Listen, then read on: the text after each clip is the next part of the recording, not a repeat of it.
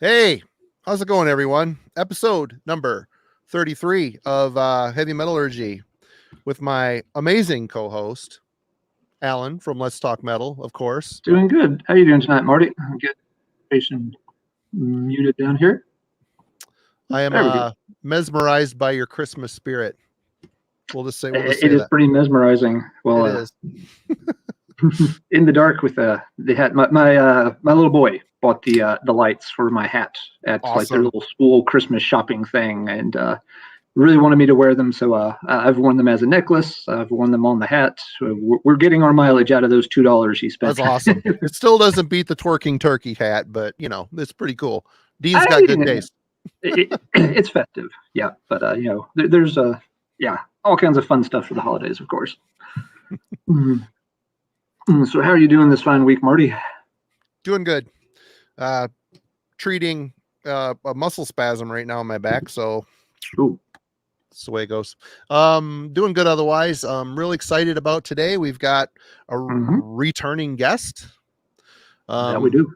We had a great time with Mr. David Gelke a couple weeks ago, a month ago, maybe. I don't know. Time flies. We've been doing this for 33 weeks now. I'm very, very proud of us. But he's returned. He is the author of, well, let's go down the list. We've got Damn the Machine, the story of Noise Records. He's also done No Celebration, the official story of Paradise Lost. And he is going to be, Decibel Books actually will be unveiling his third book called Turned Inside Out, the official story of Obituary. That is slated to be released on or around January 3rd, 2022. He hinted about it last time he was on here, but he couldn't give any details since they hadn't made their official press announcements yet. But now that it's out there for pre-order, he can tell us all the good stuff about it and why folks should definitely jump on, pre-order that, and check it out as soon as possible. You know what? We should get him in here because he's waiting. He's waiting in the wings. He can tell us all about it. Let's do that. Everybody, welcome David. He's returned. Thank you, David, for being here. Thanks for having me. Hello, Marty. Hi, Alan. Good to see you guys again. Great to have you, Alan. We said, as the run up to this, if Alan's head catches on fire, it will be a great viral moment and will be something that will live in infamy for you, Alan. Exactly. So fingers crossed that we don't want it to happen, but nevertheless. The head can catch on fire as long as I get it off in time. Yeah, that's right. Yes. We may have to start a TikTok account for this.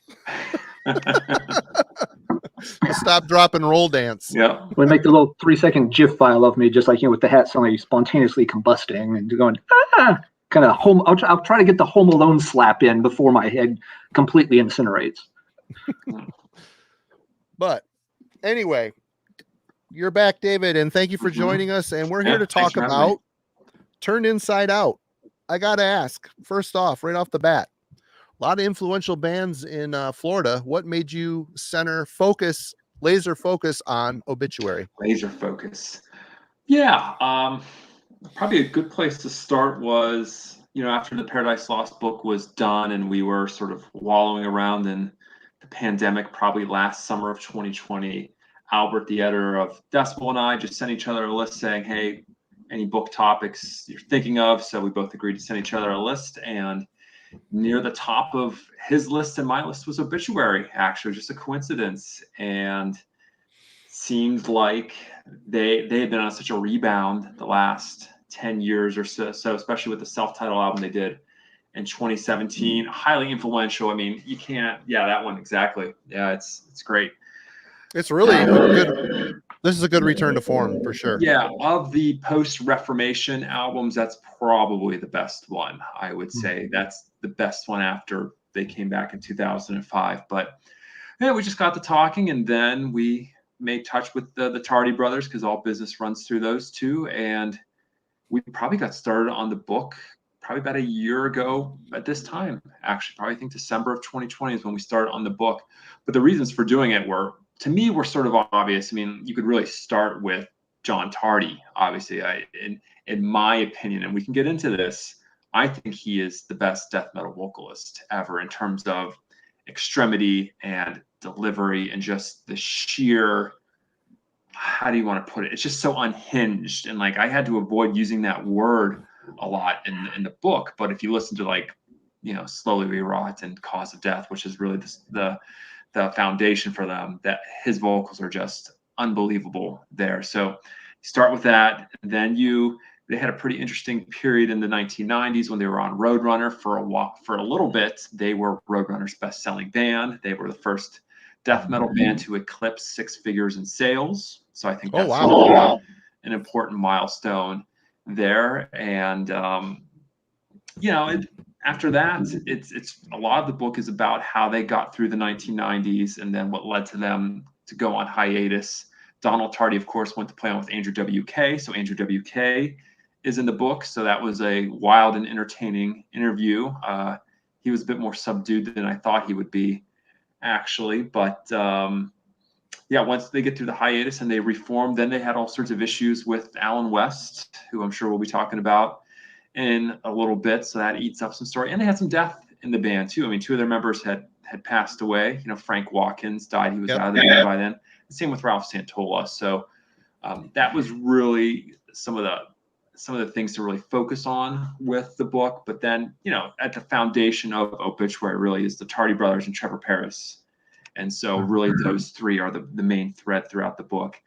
And I think it's sort of I hate to use a theme here, but you know, Obituary is a family-run band, and Trevor's like an extension of that family. And I think that has helped them stay around for so long. And I'm sure they would tell you that too. It's between the 3 of them and now Terry Butler and Kenny Andrews, the new lead guitar player, sort of that camaraderie that has enabled them to stick around for so long. And if you look at where they are today, you know, I would sort of argue that they're one of the more popular vintage death metal bands going right now. You can probably put them in that same bucket these days as Cannibal Corpse is probably still the most popular out of that whole bucket, but you know, Obituary hangs around near the top with that. So yeah, it was just a great opportunity to focus on a band who, I mean, they don't have anything like, there's nothing like salacious or controversial about them, right? I mean, Obituary doesn't have that to them, but you know, if you think of their influence on the death metal scene, and the book has a lot of testimonials from folks just saying how influential they are, whether it is John Tardy or Trevor's guitar riffing, or even Donald Tardy, who I think is a great, highly underrated drummer. I think all those things really added up to a good book. So yeah, those guys were a pleasure to work with. Really easygoing, very Southern. You know, I'm from the North. I'm from Pittsburgh. They're all Southern, very laid back on how they do things. So I think that sort of resembles throughout the book. And yeah, it turned out really well. So I'm happy we got it done, and I'm looking forward to people checking it out when it's coming out in early January. You know, gotta give them credit, good or bad. They stuck to their guns as far as their sound goes. They never really experimented much. You know, they never really rocked the boat with any new ideas. They never really followed trends. They kind of just dug in. I mean, you want to call them, you know, people call Cannibal Corpse the AC/DC of death metal. Same could probably be said about Obituary. Yeah, no, I completely agree. The only detour they took was World Demise, and that's when they started adding in like sound effects. There's some loops, some weird loops and stuff going on. There's some turntable scratching there, and that was all Donald Tardy's idea. However, they had thought about doing that on The Incomplete, but never quite got around to doing it. But World Demise is you're right, Marty, that's the only departure they have. They have their sound. It all starts with Trevor's guitar tone and John's vocals and Donald's drums, and then from there, that makes a Obituary. And you can't duplicate that sound. I don't care who says they can get that same tone or sound like John Tardy or drum like Donald. You can't duplicate it. I mean, I'm sure some bands have tried, but no one has ever come close. Tyler is asking if you've ever thought of doing a documentary. I don't know if I've ever thought of doing a documentary or not. I don't know if I necessarily have the type of AV skills to do that, right? I like to write a little bit more than I would appear on camera, but it's not a bad idea. That would probably require a lot of investment and resources and time, of which is at a premium these days, but maybe sometime down the road. It's not a bad idea, actually. Alan, you got any questions for David? Oh, sorry, looking through the comments here. So yeah, how approachable was everybody? Were there folks that had kind of faded from the scene that you wanted to talk to who just were like not interested or couldn't be tracked down, or was everybody pretty much on board? The one guy was Alan West. So Alan, I think, everyone knows, has had some very public legal and personal issues the last decade or so, and I believe he is out of prison. So I contacted the penitentiary where he was located in Sarasota or Pensacola. I can't remember. And they told me he had been released. I was able to get his address. I sent him a handful of certified letters just to see, to make sure that he read them and opened them. But I never heard anything from that. And based on what some of the obituary guys told me and other people, interviewing Alan could have been a challenge based on some of the things he had gone through anyway. So it may have been a total wash anyway, getting in touch with him. So, but John says throughout the book, and same with Donald, if they ran into Alan West tomorrow, they would sit down with him at the bar and have a beer. So I don't think there's any hard feelings there. But with Alan, after Frozen in Time came out, they were doing a run of European festivals, and Alan was not in his best of shape. So there were shows where roadies were carrying him to the stage and propping him up on stage so he could stand. There were shows where he was missing his cues and playing guitar solos in the wrong key and playing the wrong song in the middle of the set and continuing playing songs during sets. So Alan's time with Obituary came to an end, I think, after he got a DUI around 2007, and the guys were, concerned that he was really going to hurt somebody, and by then that's when he was sent to jail. And so that's sort of where the Alan West saga ended with Obituary, and Ralph Santola stepped in, formerly of Death and a few other bands. But Alan was the only guy who was really unable to get. The rest of the Obituary guys were very approachable. There were other people from the Florida scene that I talked to, like Kelly from Atheist, Steve from Atheist, Mike Browning, from Nocturnus. So, because those guys were all around in the very early days of the scene when Obituary was called Executioner, and all those bands, Morbid Angel was called Ice, and I did not know that. Yes. So that was the run up to Morbid Angel, when Trey started the band, and Mike Browning was, I don't think Mike Browning was in it quite yet, but I spoke with Mike Browning a little bit about the history there. But yeah, for the most part, everyone in the Obituary camp was very approachable, just some of the nicest guys you'd ever want to meet. So it was fairly easy to put together. And once we got rolling, this one came together really easily. There wasn't a whole lot of struggles in terms of nailing down interviews or getting some of the content necessary for this book. So it was easy to do. It would have been cool to hear his perspective, knowing that a lot of the riffs that he contributed to the first 6 Feet Under album were probably going to Obituary songs. They were. It sounded like Obituary songs, If you listen to the first two, which are the only ones that Alan West is on, what is it, Haunted, and what's the second one? Warpath, I think, is the second. Oh, he's on 2 of them. See, I did not. Yeah. I jumped off that ship real quick. Did you? Yeah, wasn't a 6 Feet Under guy. Were you doing Worm Gear and Metal Maniacs at the time when that was all going on? Yeah. Yep. I like I love the first 2 Obituary albums. I love their latest. I think it's really good. But I think they're one of those bands. I mean, a lot of people really like the Incomplete too, but this sounds like Cause of Death Part 2 to me, which is great, but it's not as good as Cause of Death. And they just they had a sound. I can't fault them for that because they didn't do anything wrong.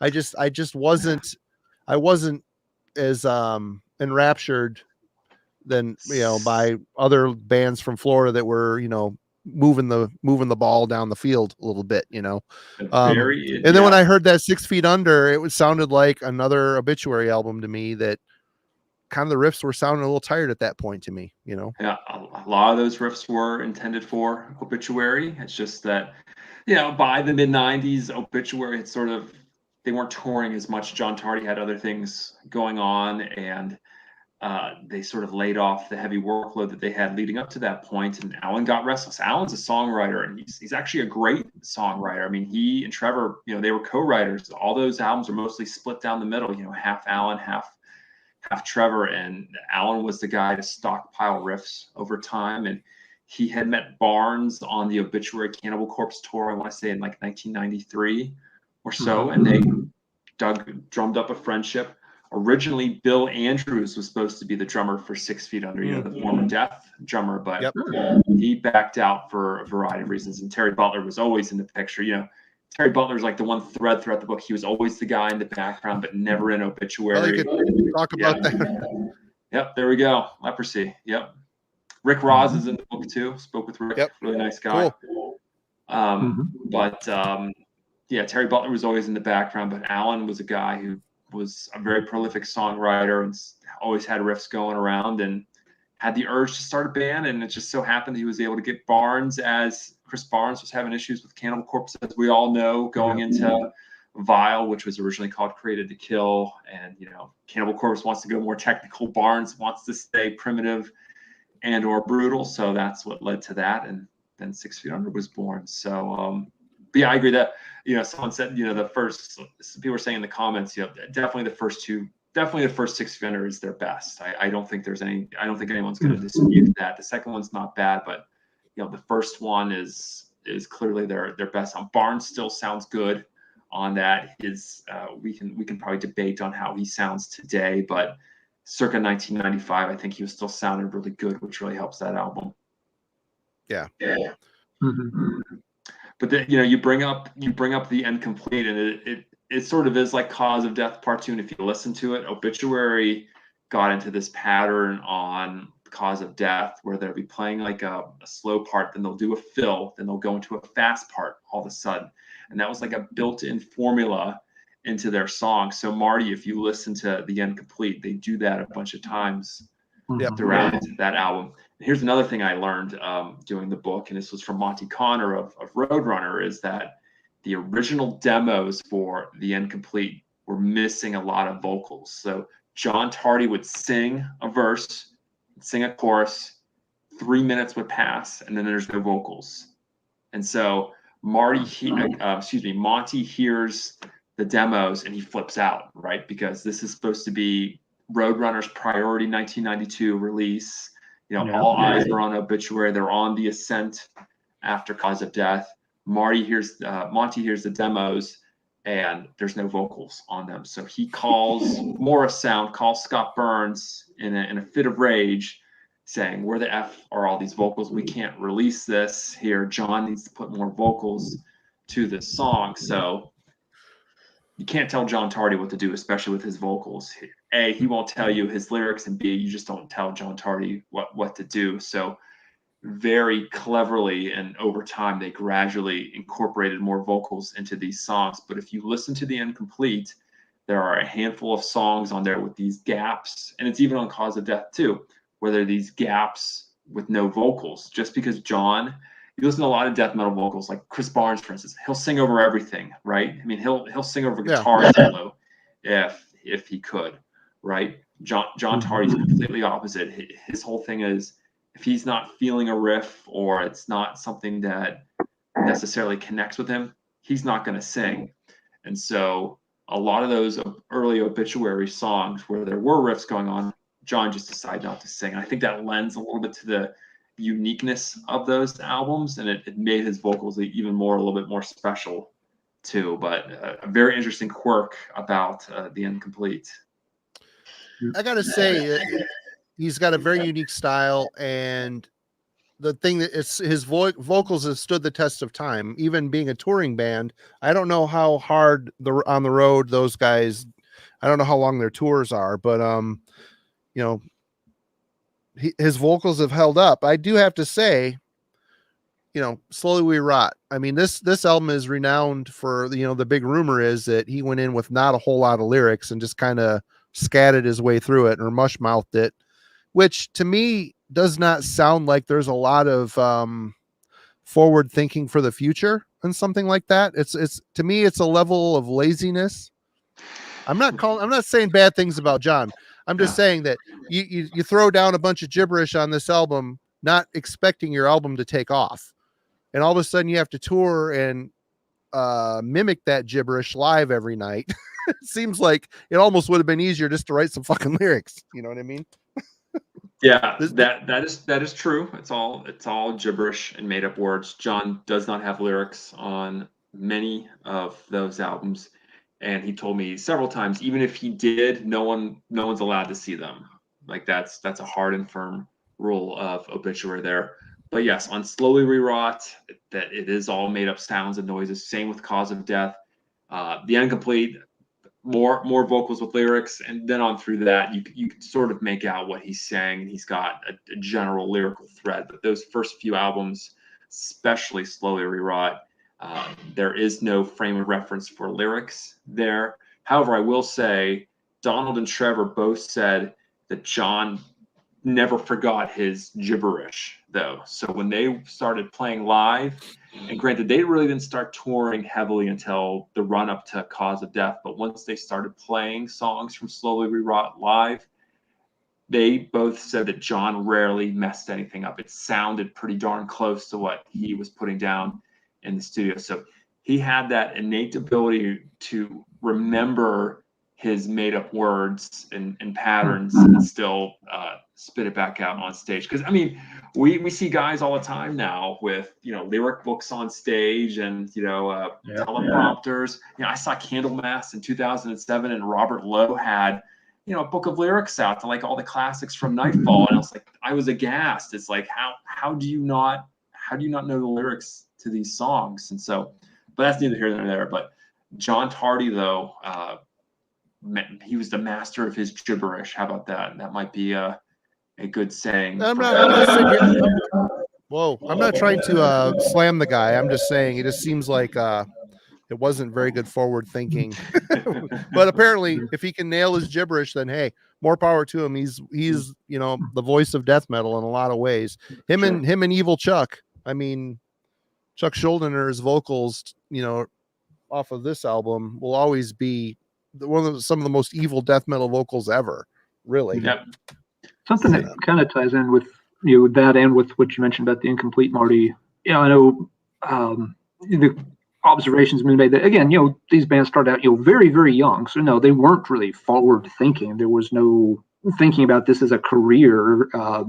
This was a new style of music that was, just meant to be very extreme. It wasn't, meant to be, a long-term success project. So I'm sure there wasn't much thought to put into the future. And something that, then became an issue for some bands. And, in Obituary is one I've heard mentioned this way, with that by the Incomplete, it does feel like they're making the same album over and over because they started out at such an extreme point that really, where do you take that after, if you set out, you're 19 years old, you're going to make the most extreme heavy metal album ever, and you do that, and then you come back and do it a second time, and they kind of got into a box of where do you go, which, you saw some bands really start to change, styles, like, with Cannibal Corpse wanting to become more technical, or Atheist wanting to become, very, very different and stuff like that. For the bands that didn't veer off in another direction like Obituary, it did start to feel maybe like they were treading water, because what else could they do within that formula? They had already made it so extreme and so guttural and so raw that it wasn't like they could crank that up much more unless they went in a different direction. And so by the time the Incomplete comes out, there's like, it does. They don't have a direction to go, and maybe that is why with World Demise, like you mentioned, David, that was the time to try at least a few new elements into the sound, or that album might have sounded like Cause of Death Part 3. When they started, they were unbelievably young. Donald Tardy, I think, was 14 years old when they started Executioner. Wow. So so very young, and they never thought the band was going to be a thing, right? They never thought they would be touring and releasing albums is always like an album by album thing. Even when they signed to Roadrunner, I mean, they had a big party and everything like that. Granted, Roadrunner, only 2 labels offered them a deal: New Renaissance, so Ann Boland's label from Hellion, and then Roadrunner, and that was it. Those were the only 2 labels that offered them a deal, and of course they took the Roadrunner deal, which was, you know, it was great in one ways, but very detrimental in other ways, because they don't own those albums. They will never see their own masters again. Roadrunner will own those albums until the end of time. So that's a very big bone of contention. Well, isn't Roadrunner dead and gone? Well, they've been absorbed. They're still around, Roadrunners. They just, I think they're absorbed up into Warner Brothers. So Roadrunner's still a label that releases bands, and they still own the catalog. So I don't know if Roadrunner owns it or Warner Brothers. I'm sure Monty would be able to tell us that. But they were so young that they in a way, Alan, it sort of ties into what you were saying. I don't think they ever thought that far ahead. They weren't thinking 2 or 3 albums down the road, maybe like Chuck was with Death. Like, it was an album by album thing. They were young. I don't think they ever thought they could make a career. John Tardy certainly never thought he could make a career out of death metal, which is why he always maintained a regular job throughout his stint with Obituary. So starting out young, starting out being in the scene, so that was just getting started. I think some of those lent to their songwriting choices early on, but yeah, I mean, you got to hand it to them. They World Demise, I think, is a great album. I know some people, it sort of has like a mixed reaction to it in some ways for its occasional experimentation and its groove factor, but I think that's great. And the one that came after that, Back from the Dead, I think is even better. But it came out in 1997, when we all know death metal was just dead in the water. Like, you know, death metal bands couldn't sell snow to an Eskimo at that point, right? Because it was all black metal by then. But you know, I think they managed pretty well for themselves. Absolutely. I mean, they're at this point a death metal legacy band. They've been around for so many years, and I mean, it's been a while since the self-titled's been out, but I don't really feel they've a sign of stopping. I mean, I think they've had streaming shows throughout the pandemic, and they're trying to be viable in the pandemic times, you know, which is great. Yep, they have a new album coming out in March. I got to hear it, so I went down to. I made my first pandemic trip this past August. I flew from Pittsburgh to Tampa, and got to spend some time with them, which was really great. So I did get to hear the new album. So it sounds like Obituary. So I think it's gonna. I don't think it's gonna disappoint anyone, and it's certainly not going to surprise anyone, which I think is the whole point. Oh, sure. Of them still doing albums, but they're gonna keep going. I think Donald and Trevor will go until they croak. John, I'm not so sure. I get the sense that John will be the one who, pun intended, pulls the plug here on Obituary when the time comes. But they're still having fun doing it, and they had this Black Label Society tour, which has done very well. I mean, it was a really you wouldn't think Obituary and Black Label Society would go well together, but it's sort of, they're both like cavemen music, right? Like there's like Black Label Society, I don't think you listen to them for their intellectual content, right? But you know, the Obituary crowd and the Black Label crowd seems to have meshed pretty well. So yes, and Donald Tardy is about as dedicated to cats as anyone has ever met in my life. We could only talk after 10 p.m. Each weekday, because he, from I think like 6 till 9, he tends to all these cat colonies. So he brings them food, looks after them, takes them to the vet if they're sick.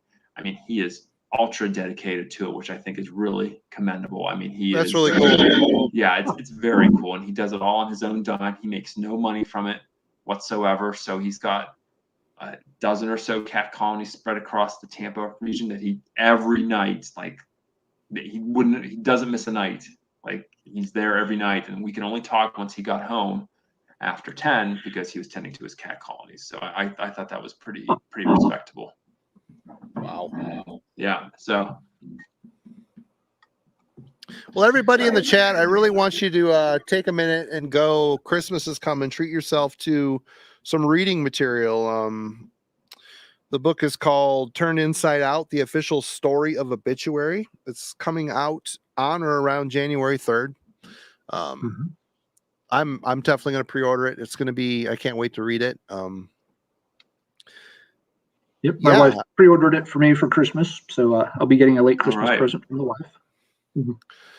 But we're kind of in the obituary zone, but we're also in the Florida zone, and we're also near a very grim and morbid anniversary. I think we're 3 days away from the 20-year anniversary of Chuck Schuldiner's passing. He died on December 13th, 2001 from a brain tumor at 34 years old. There's no denying Chuck's contribution to heavy metal, death metal, whatever you want to call it. He was certainly a creative vision in this genre. A band, I mean, Death was started, I don't know if it started as Mantis. I don't know if that was 1983. Yeah. Playing that type of music back in 1983 is pretty insane considering, I mean, we did a deep dive on 1984 here a couple weeks ago, and a lot of traditional heavy metal is still kind of ruling the roost at that point. He formed Death back in 83 with Cam Lee on drums and Rick Ross. Chuck was 16 at the time. I'm trying to think what I was doing at 16, and I was struggling to learn how to play a guitar.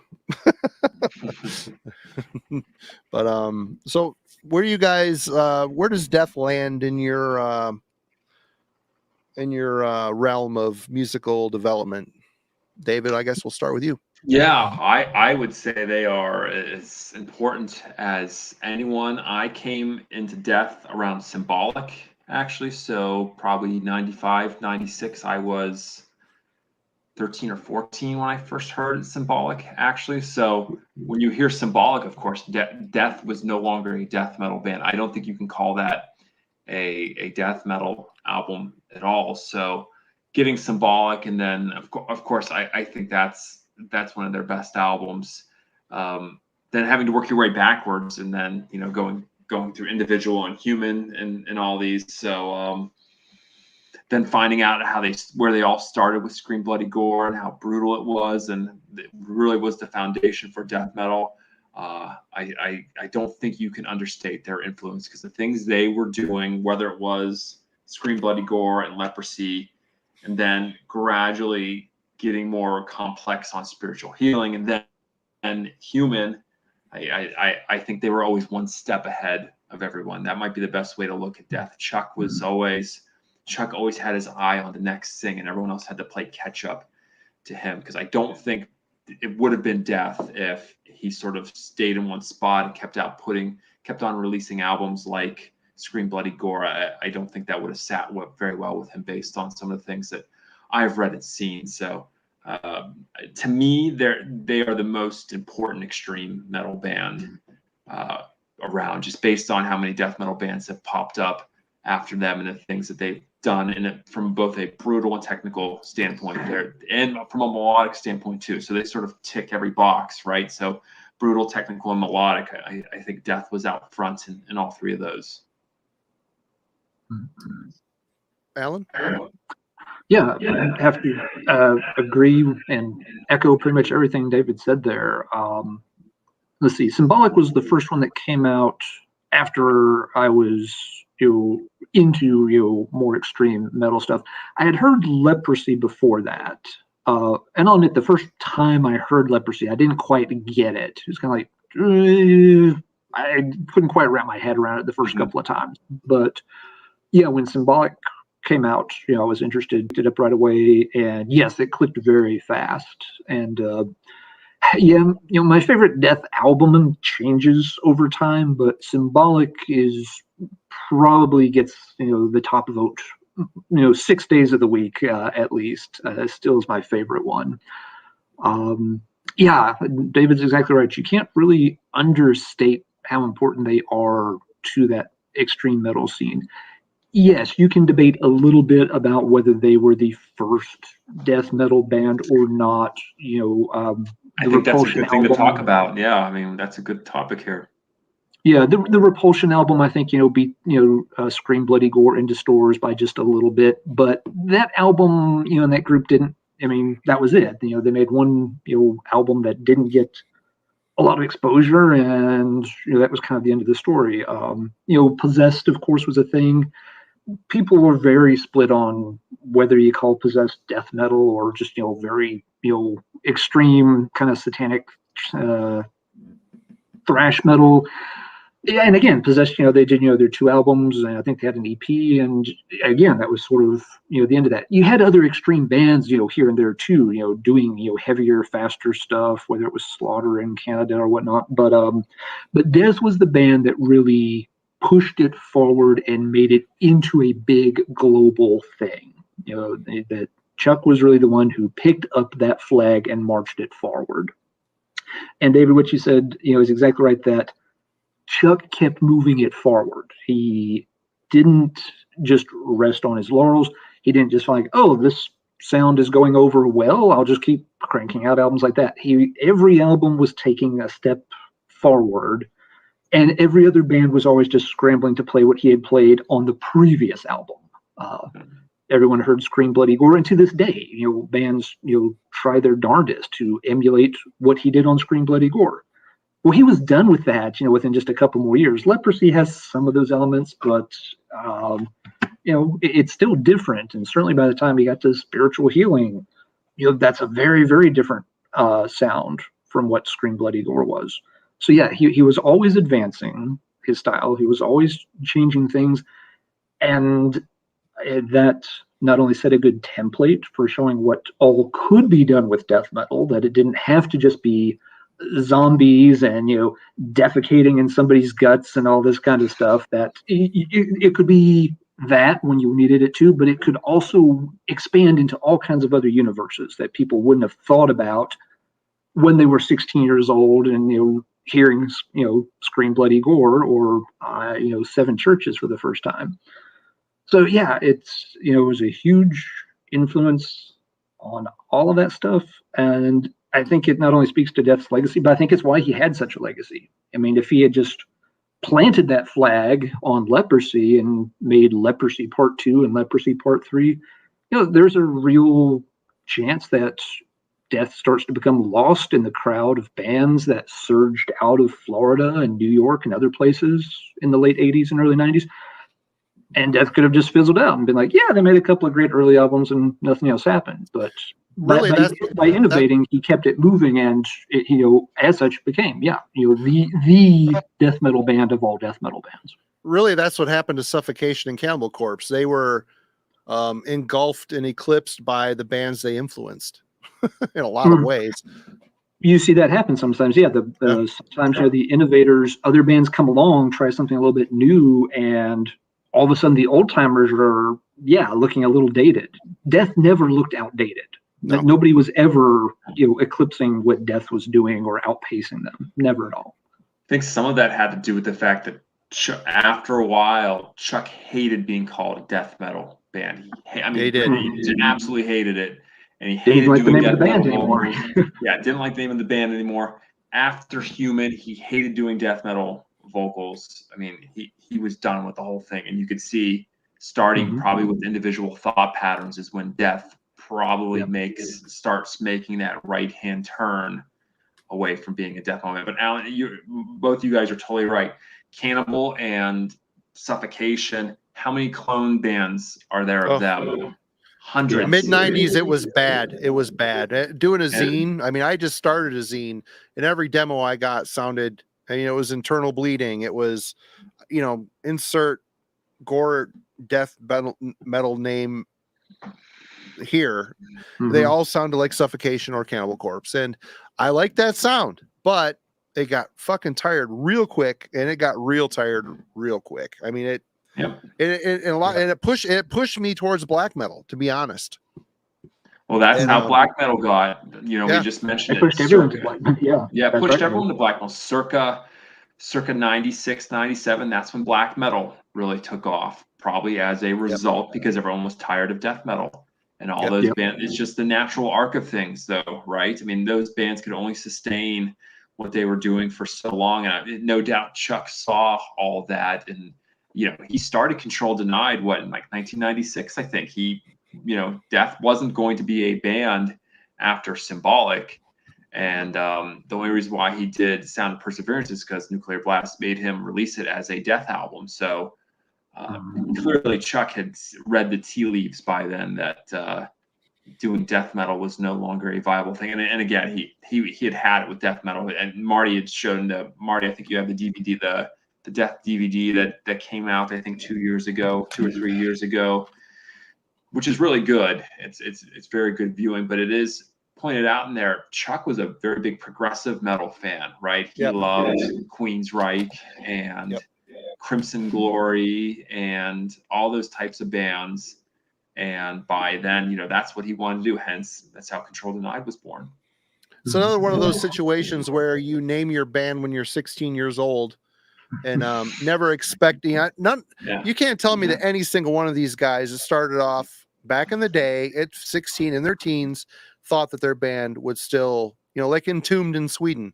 All those guys were young. They're just getting together, partying, drinking beer and making, the music that they felt. There's no way in hell that LG Petrov knew that he'd be, 50 some years old, still singing those fucking songs. There's no way. No way. You have no way. And at some point you got to be like, you got to laugh at it. Like, how did I get here? I'm not discrediting it. I'm just saying it's an absurd career. It's an absurd career choice. I mean, bands like Kiss, they start off, we're going to be huge. They're planning for the future. They're making characters. They're making all these plans for their future. Death in a garage jamming into their boombox. It just doesn't. It's not one of those things. And for me, Death. I'll just throw in my little landing point with Death. And it was back in the day. I talk about this record store all the time because it is my all-time favorite record store, and it was Camelot Music. Traverse City had one, and I live a mile away from it.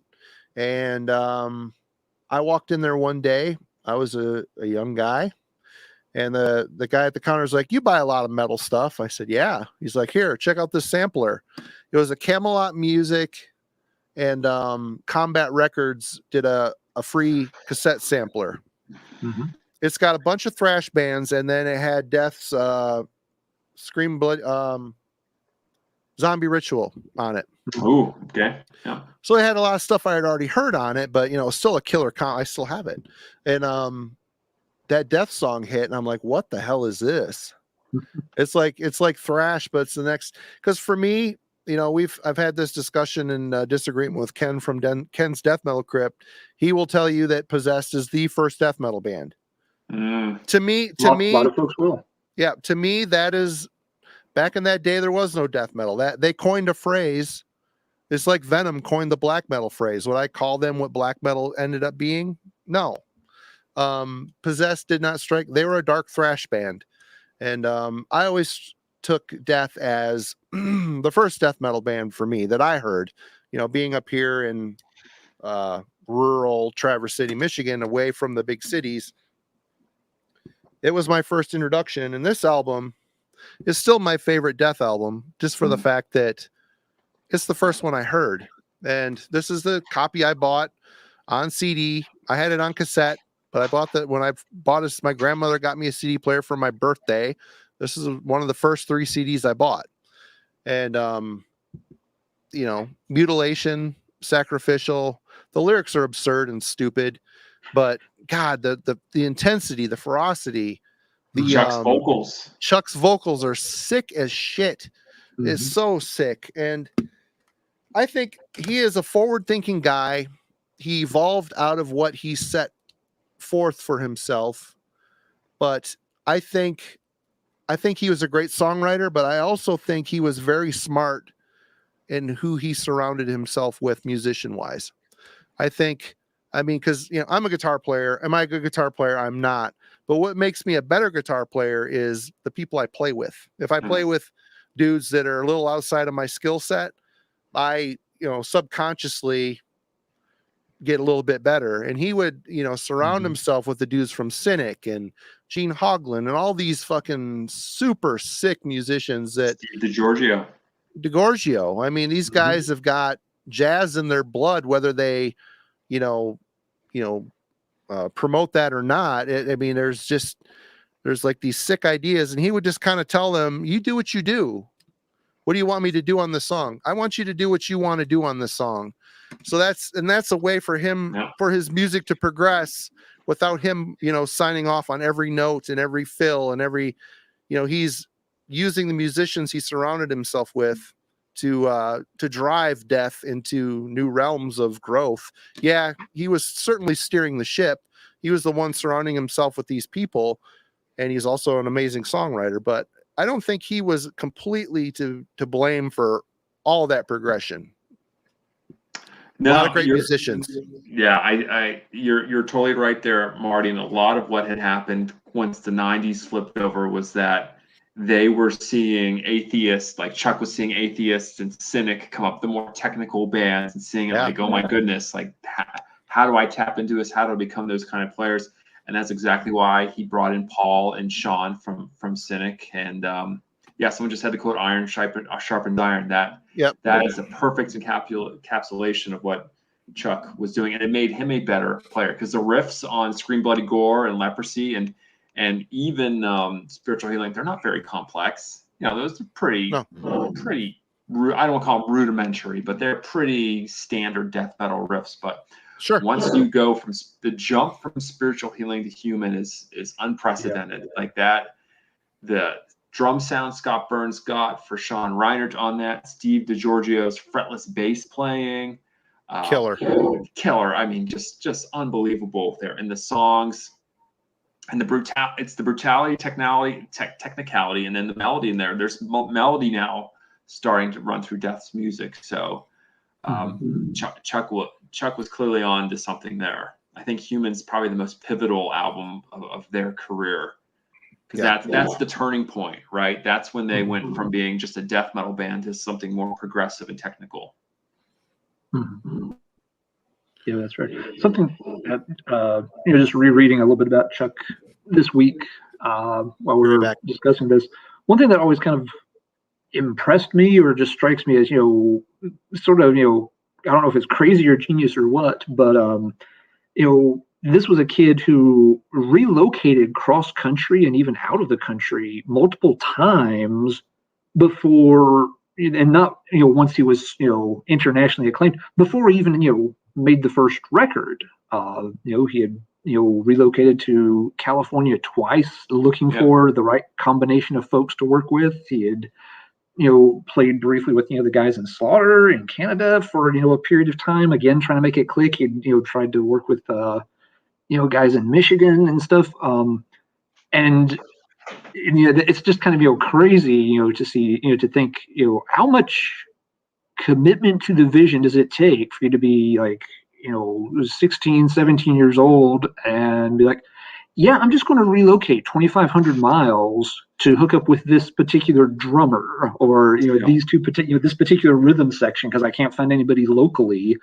I'm not just going to give up on the idea. I'm going to move to another country and try to make it happen. That's always just fascinated me that, he had that kind of, I guess, commitment, for lack of a better word, even at that extremely early stage to go do these things. And it doesn't, from what little I've read, it doesn't sound like it was a case where, he was also like, home sucks and I want to get out of here, so I want to just, relocate to Hollywood and become a movie star or something. It was because he always, if it didn't work out, he went back home and seemed fairly happy working from there most of the time. But he, just always struck me as crazy that how many times he was willing to do that to get that band off the ground. The funny thing you mentioned that, because it showed a level of dedication to succeed at what he was doing.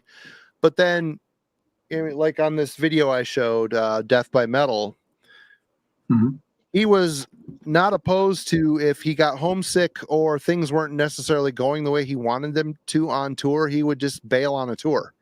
Yeah. I mean, leaving the musicians that he had hired high and dry. I mean, that to me, I mean, it's like, this is my band, I'm bailing, but you got to keep in consideration, you got a crew, you got other musicians that are relying on this tour.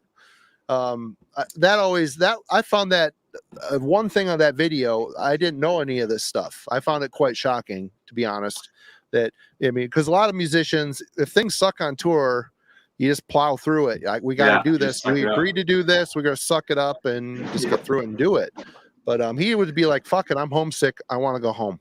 Yeah, you're referring to the European tour in 1990 in support of spiritual healing, when Chuck's band all wanted to go to Europe and tour with Creator, but Chuck did not, and so Chuck stayed home. Those guys went to Europe. Chuck had to pull some legal maneuvers to make sure he still had the name of the band. Those guys all come back from Europe. Chuck fires them. Hence, when the Cynic guys come in and Steve DiGiorgio. So bailing on tours was very ill-advised.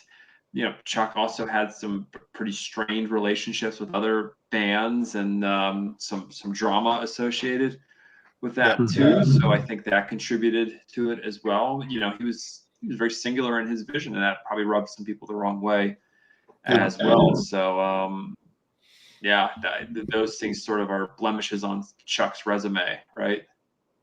There is that side too. There's all kinds of stories of, he was not an easy person to work with, from a lot of individuals' perspectives. That he could be a very tough one to work with at times. By a lot of accounts, he was very nice and easygoing person, but at other times he very much was not. And I always remember he was not above. Saying, "This is my ball, and I will pick it up and go someplace else and screw everybody." Yep. I always remember, like, the liner notes, whether it was human or individual thought patterns, there was a line like "support music, not rumors," and it's like, well, that's a great tag, but you're sometimes contributing to that. So I thought that was a little odd. But yeah, there are plenty of stories of Chuck's conduct at Morris Sound and with other bands. I mean, thankfully, that does not overshadow what he did and what he contributed. And I think someone in the comments had mentioned, well, do you think Chuck would revisit Scream Bloody Gore if he was still around today? I very much doubt that. But then again, a lot of bands have circled back to their original sound, right? Well, look at Jim Mateos. I remember, I'm a big fan of the Arch era, and after John Arch was out of Fate's Warning, Jim would lambaste that early material in the press constantly. Oh, all the time. He wanted to distance himself from that era. He wanted nothing to do with it. Now look at it. Him and John are friends. They redid Awaken the Guardian. They did, that poster is from the live shows where they played the entire album. They did it, Keep It True. Yeah, they did Keep It True, and they did it at Prague Power in Atlanta. Then they got a band together where they're sounding like a mix between both eras. And I think, Chuck was 34 years old when he passed, and I can understand him being disappointed with himself for naming his band Death. I mean, when I was younger and into Death, and I saw the logo starting to get less drippy and losing the ghoul, and I'm like, what the fuck is happening? Lost the spider web. That was the problem. Lost the spider web. That's a big deal back in the day. And the cross was no longer inverted either. No, I know. And I'm just like, what the hell is going on? And his vocals were changing, and I get it now. He was maturing as a musician. He didn't want to be, confined by a name he gave to himself when he was 16 years old. But on the same token, he had built a fan base around that. I just think if he was this age now, maybe there would have been he would have had a different perspective after living through all of it and doing all that stuff. But the nostalgia and money. I think someone in the comments mentioned he would do it for the right price. If someone threw a wad of cash at Chuck Schuldiner circa 2021, asking him to go out and reassemble a band to play Just Scream Bloody Gore and Leprosy on tour.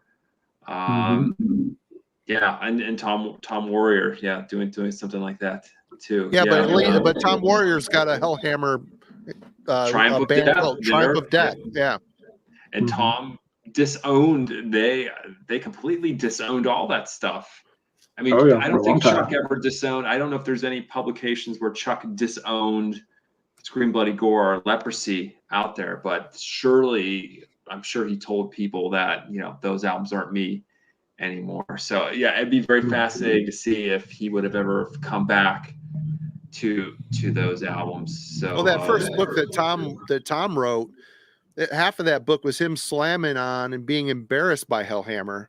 Yep. And then when that Triumph of Death book came out on Ian Christie's Bazillion Points, it was like he had fallen in love with it all over again. You know, it was just like, it's whatever it's that guy, whichever way the wind blows, whichever the way of the winds of favor blow him is where he's landing, you know? Yeah, and then it's partly because, you know, the black metal scene all hailed Hellhammer for what they've done. So who's to say now if Chuck would find out what the death metal scene thought and how influential his first few albums were? Maybe that would have poked him in that general direction. So yeah, it's very fascinating to think if he would do that, if he would come back and return to that style. But based on where he was going with Control Denied and even the Sound of Perseverance at the end, it's hard to think that he would. But I don't know.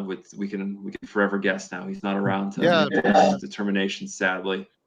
It's like everybody talking about Hendrix. You know, wonder what Hendrix would be doing. You know, where he would have went. And I mean, it's, you know, you could speculate all day long. It doesn't matter. You know, doesn't mean a thing, right? All those musicians were a product of their time, and we're not privy to that information.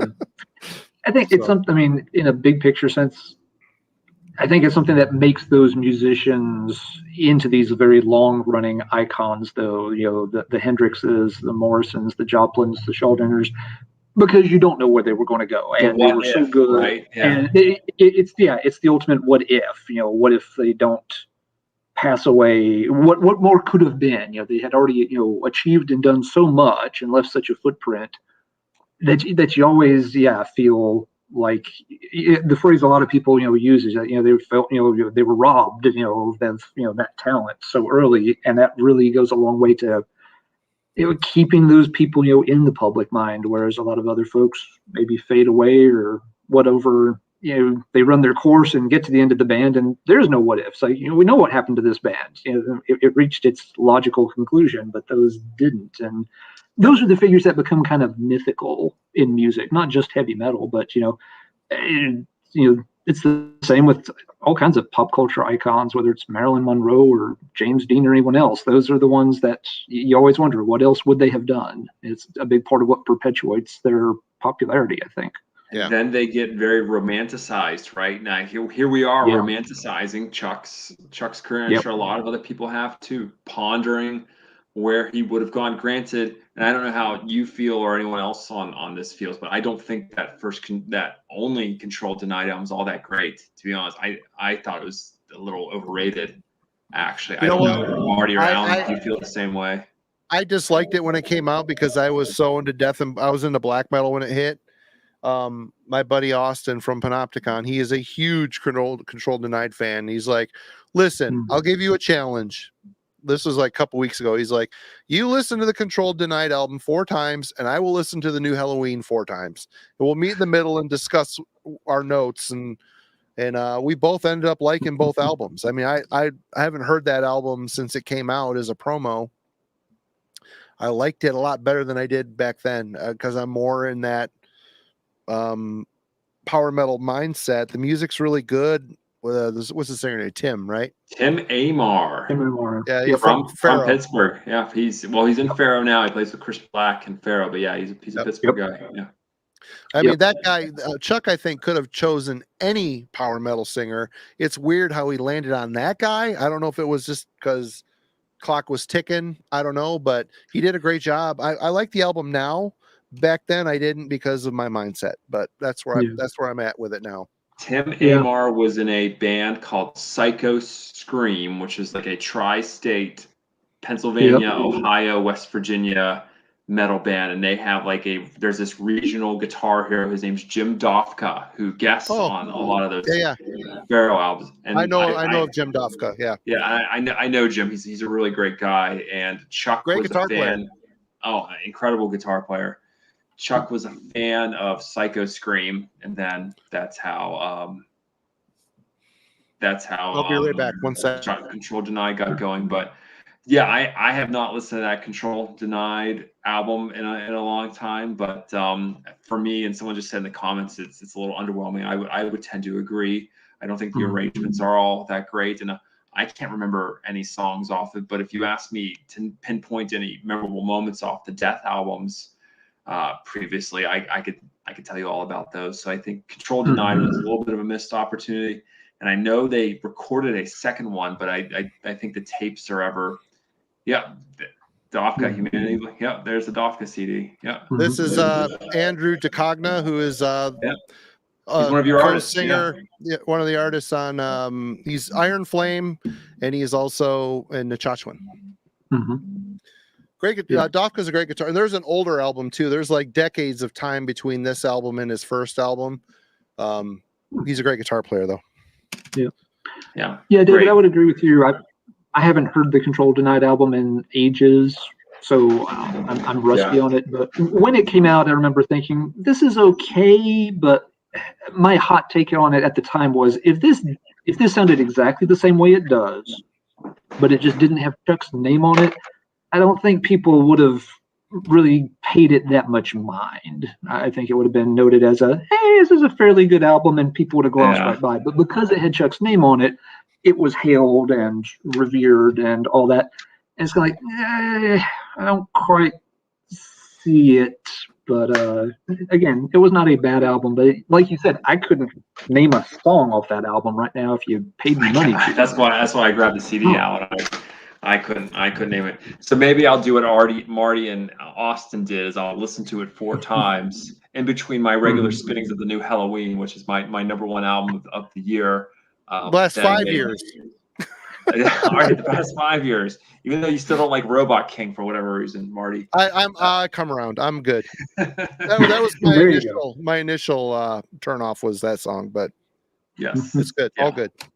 Yeah. So and then someone in the comments said maybe Control Denied suffered because of lack of name recognition too, right? Are people going to know, well, who the heck's Control Denied versus and know that all the guys in Death are behind the album too? Maybe everybody knew that. Yeah, everybody knew that at the time. Yeah, I don't doubt that at all, since you guys were there. But yeah, I still find it to be pretty underwhelming. But I think that would be my homework for the evening, is to listen to it. It's a good album. It's really a good album, and there's for a lot of years I disliked this album. I've always had the promo of it. I finally, for the last couple years, or not the last couple months, I end up getting an actual copy of it, been listening to it, and I can look past the vocals. I can see what Chuck was wanting. I could tell he didn't want to scream anymore. He wanted to be melodic in his vocal style. Does your version have the Painkiller cover on it? It does. Yeah. It's a good album. The music is amazing. The drum work, again, he surrounded himself with, I saw them on this tour at Metal Fest, Milwaukee Metal Fest. It was amazing. Absolutely amazing. Great band. He always had a great band backing him up, and it made him shine. It always made him shine. And this is another one Austin told me to get on the stick and give it another listen, and I've come around on it. I like it a lot more than I did when it came out, for sure. You're totally right, Marty. The vocals are a little disarming because they're almost black metal vocals. It's like a screech in some way. Yeah. They're shrill and they're screechy in a way, but I mean, you can't deny Richard Christie's drumming on that. He is a monster. What a breakout performance. I mean, that opening drum roll that he does on the first song, I mean, that's pretty classic, So yeah, I don't know. I don't know where Chuck would be today. That's a really great question. Possibly on his 18th iteration of the band, constantly cycling through new guys, or maybe he would be able to stick with Richard Christie and Steve DiGiorgio and a few other guys. I don't know. It's interesting to think about it.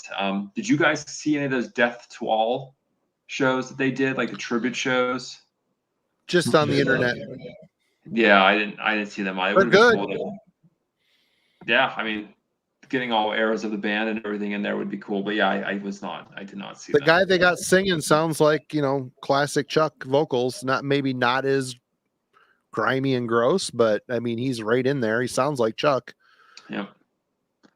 And now this weekend they're doing the tribute shows in Tampa. So they're playing all of Spiritual Healing and Symbolic in their entirety this weekend. Wow, cool. Awesome. That's Death to All's doing that? No, it's like Terry Butler and James Murphy, and I don't know if Gene Hoglan's involved or not with that, but it's a lot of the Death alum who are doing these shows, and they're doing their tribute to Death. Well, that's awesome. Yeah. Well, rest in peace, Chuck. It's a sad thing. I mean, it's funny how you get so into people's music as a fan. When those people pass away, it affects you in a certain. I remember actually crying a little bit when Cliff Burton died. I'm just a teenage guy that did not know any of the members of Metallica, but I listened to their music enough where I felt like I knew them. And Chuck was a guy. He's a brilliant musician, a visionary when it comes to the style of music that we all appreciate. Most people watching are death metal fans. You can't deny the man's stamp, his trademark that he put on music we all love. So I mean, it's a sad thing. 34 years old. That's sad, man. That's he was robbed for sure. Mm-hmm. Definitely sucks. Yep. Right. He leaves a great legacy. Yep. We've just for fun, we've all mentioned, I think, our favorite Death album. What's your least favorite Death album? Not that you think it's terrible, but if you're forced to rank them, there has to be one at the bottom. What would everybody pick as their least favorite out of the 7? I'll go first just to bother Marty, but my least favorite is Scream Bloody Gore, actually. Okay. It's my least favorite. Not that I like the album, but it's not not my favorite. This is my favorite Death, actually, and I am very much in the minority here. This one always gets lost in the shuffle because it came after Human, but I think front to back, this has the best songs. Plus, Andy LaRocque from King Diamond does all the solos on it, and of course, the master, another great musician. There are stories of him just showing up in the studio completely unprepared because Chuck never sent him any demos, listening to a song and then nailing a solo, like note for note, perfect, then doubling it on the next take. And Scott Burns and Chuck are just sitting there like, what just happened here? But he never plays the wrong note. It's amazing. No, he is Andy LaRocque. We could probably do a whole episode on Andy LaRocque and what a great guitar player he is. Like his note choices, his chops, his riffing ability. One of the best metal guitar players ever. He's a good songwriter too. He's written some really good songs for King Diamond.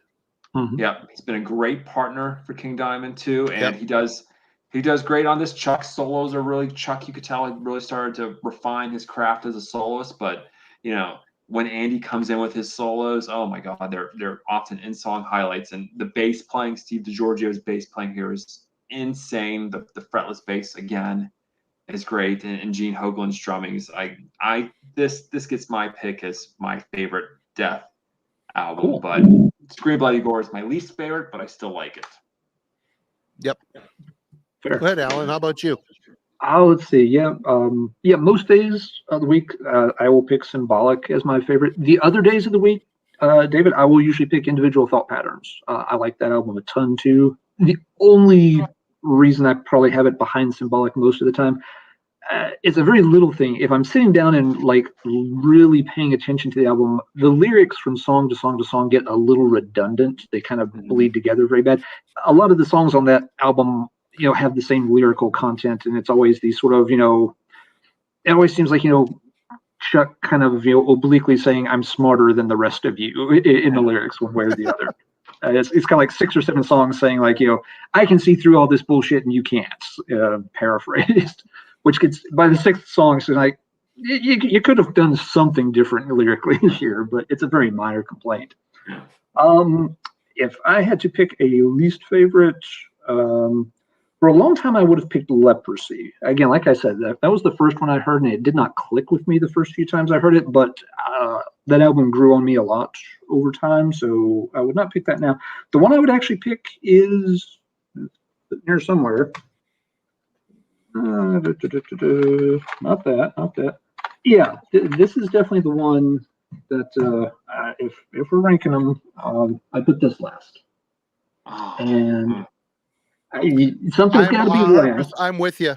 All right. Okay. Interesting. Yeah. It's not that it's bad in any way. It's just that this is the one for me. Like we were talking before, David. This one probably has this one just never wants to stick in my brain. I play it and I get to the end of it and I'm just like, I put it away and I don't take it back out for a while. Whereas a lot of the other albums, if I take it out, I'll play it 2, 3, 4 times. This one I play it one time and I'm just done. And so okay. I think the title track on this album is worth the price admission alone. I think Spiritual Healing, the song, is one of the most ultimate death metal songs ever. It's a great song. Created. And when Chuck says, "Speak no more lies, it's your turn to die." When I was 17 or 18 and I heard that, I just about lost my mind when I heard that. And granted, a lot of people knocked Bill Andrews' drumming here because it's very basic, and clearly that's probably what also led Chuck to enlist Sean Reinert on Human. There's just something about this album, but yeah, I can understand where both of you are coming from on some level with Spiritual, but I think the title track is great, and Altering the Future is pretty good too. Yeah, I do like Altering the Future. Chuck's pro-choice song here about abortion, actually. So I thought that was pretty interesting that he was already tackling something like that. Yeah, the album has good points. I'm not saying it's a bad album. I'm just, if I've got to rank them, that's going to be number 7 for sure. For me, that album, when it came out, I listened to the shit out of it. I know those songs inside and out. Yeah. I mean, that was back in the days when I would buy 2-3 tapes a month. So whatever I got, I listened to the shit out of it, even if I didn't like it. I love that album, but I think looking back, the sound is really muddy. It sounds like there's a blanket over that album. All I have is the original pressing of it. I have not heard the reissues, if they boosted it or if they cleaned it up. It just seems like a muddier sound than the first two. And some of the songs seemed a bit forced to me now. And I hate the Repka art. I just don't like the color scheme. I don't like Repka's artwork, to be completely honest. I think this is every Ed Repka art ever. Oh, the color scheme and the layout. Sure, he is still doing this cover for Brazilian thrash bands now. Go look up on eBay. Just look up thrash metal and start going through all these thrash bands are still using Repka, and he's doing the same cover. But I would say this, until recently, I'm starting to come around on this album. The vocals were always a sticking point for me, but of the first 3 albums, I would say Spiritual Healing is my least favorite. Scream Bloody Gore is my all-time favorite death album, and of the more evolved death, I think Symbolic's my favorite. It has the intricacy of the human and individual thought patterns, yet it has a little bit more of the aggression coming back too. I think that there was a bit more of he kind of looked back to the old school a little bit on some of those songs, and I always liked that album a lot. It was a good album. Yeah. Okay. That's a great thing about death. It's very very polarizing, right? It's like there's no consensus on death. You could ask 10 metalheads about their favorite death album, and we may get to see. Someone just said Human is the best. I would put Human just a notch below Individual Thought Patterns. Individual Thought Patterns is like a 9.9 for me. Human's like a 9.8. So yeah, and they are pretty much all essential, though. I don't think you can dispute that. Yeah, I think that's the other thing, that really cements, the legacy of the band. Like you just said, David, you ask 7 different people, and you legitimately could get 7 different answers for favorite album, and everybody could make a decent case for, if people wouldn't have to revert to just saying, well, it's just my favorite because it was the first one I heard. No, everyone could pick a different album and have a strong album to showcase. And while everybody's definitely going to have their favorite or favorites, it is pretty rare to find anybody that says like flat out, like, I can't stand that particular Death album. Or there's no bad. I hate that fourth one or something. Yeah.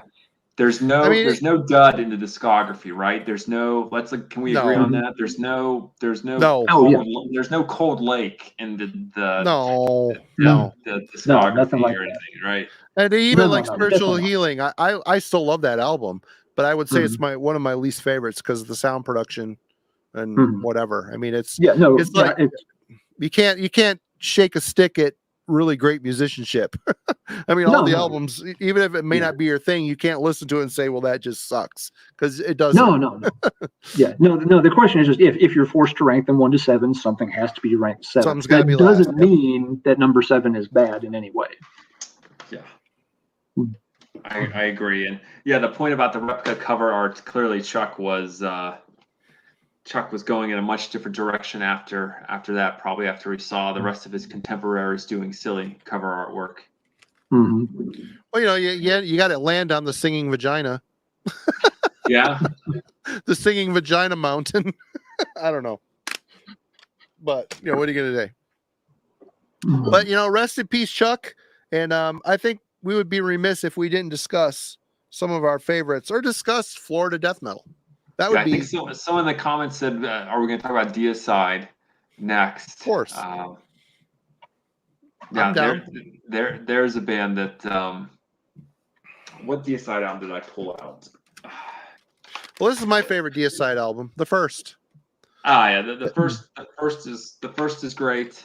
It's a perfect album, and I really like Legion too. It's a little bit faster, a little more aggressive, but the production isn't as good. But the first one, the songs are so brutal but unique. They just had this is kind of the embodiment of the Florida sound, really, of the Roadrunner death metal sound. Yeah. Sacrificial Suicide, all those songs. I actually pulled this one out, the Stench of Redemption, because I had never heard that album. Someone would have gone for that. I pulled this out. This one came out in 2006. This one is interesting because Ralph Santola, who was in Death, never played on a Death album. However, he hung around Morrisound Studios all the time, which is how we got to know Chuck. And he actually showed Chuck how to play Andy LaRocque's guitar solos, as I learned during the creation of the Obituary book. But Ralph was a regular at Morrisound.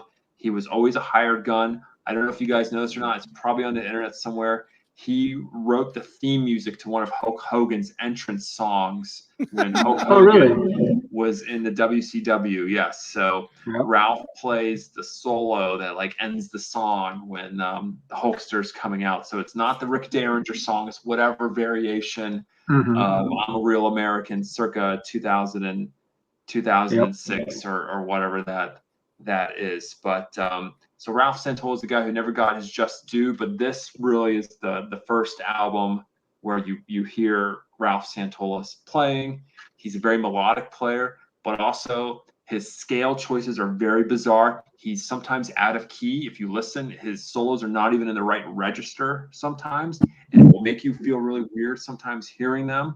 But the production's great, the drumming's great, the riffs are great. Granted, my only complaint is Glenn Benton is a guy who sings over top of everything and puts in way too many vocals. Sort of like when he did that Vital Remains album in 2003, and the name escapes me. Marty, I think you may remember which one that is. And I saw them on that tour cycle with Glenn at the Milwaukee Metal Fest, and he was basically up there drunk off his ass, rambling over a paper. He was reading lyrics off of a handwritten paper. Then at one time he dropped, he's like, "Oh, I lost my fucking paper." Yeah, I mean, he was wasted the whole time. He looked, that guy wandering around the Metal Fest hitting on girls, young girls. He looked like a drunk plumber. That's funny because de-Christianized. Thank you. Yes, that's the vital remains. De-Christianized. That's what it was. Yeah. That's a funny choice, Marty, just because apparently his dad had always told him he should quit music and be a plumber. Yeah. He said that in interviews at times. Yeah. But I think we can agree the first two Deicide albums, in some respects, are like Obituary, right? You can't go wrong with those first two albums. They sort of established the band from that point on. Once Upon the Cross is okay, I guess. It's okay. Right? I mean, it's all right. I mean, people love that album, but it's not as good as this. This is so good. It's such a good album. It's solid from start to finish. Yeah, I totally agree on that. And then, once Serpents of the Light, I think the one that came out in 1997. So you can almost like do Back from the Dead and Serpents of the Light near one another, because they were the last two death metal bands on Roadrunner Records at the time, because Monty got rid of the rest. He was ordered by, and this is in the Obituary book too, he was ordered by Case Wessels, Roadrunner's owner, to drop all death metal bands not named Obituary and Deicide by 1995 and 96, just because they were over the scene and ready to move on to new metal, unfortunately. Cold Chamber and shit like that. Yeah. So and Machine Head eventually became new metal, but when they first came out, they were not new metal. But that was Roadrunner's priorities. But yeah, by then it was just Deicide and Obituary left. But yeah, the first two are great. Then they hit the usual lull. They did do an album in 2001. What was it called? I think In Torment in Hell, that they wrote just to get off of Roadrunner, which is it's pretty terrible. Then they went to Earache, and then they did one, and then this. And I don't think beyond that I've explored Deicide's catalog too much. I have not either. Yeah. Deicide's the one band from that scene that never clicked with me personally a whole lot. A lot of my friends were into the first album when it came out, but part of it was they were into it simply because of all the Glenn Mitten hype. I'm sure some of them had barely even heard the record, but just the fact, this guy's going to kill himself when he's 33 years old to mock Jesus and stuff. And they were so overwhelmed with the hype train, and they were so overwhelmed with the hype train. And even at that age, I was somebody that didn't buy into that gimmickry very easily. So I was just kind of like, really, guys, that's what you're going to focus on? What's it sound like? Well, I don't know. We haven't heard it yet, but it must be the best thing ever. So, hey, I don't know. But, so I don't have too much to win.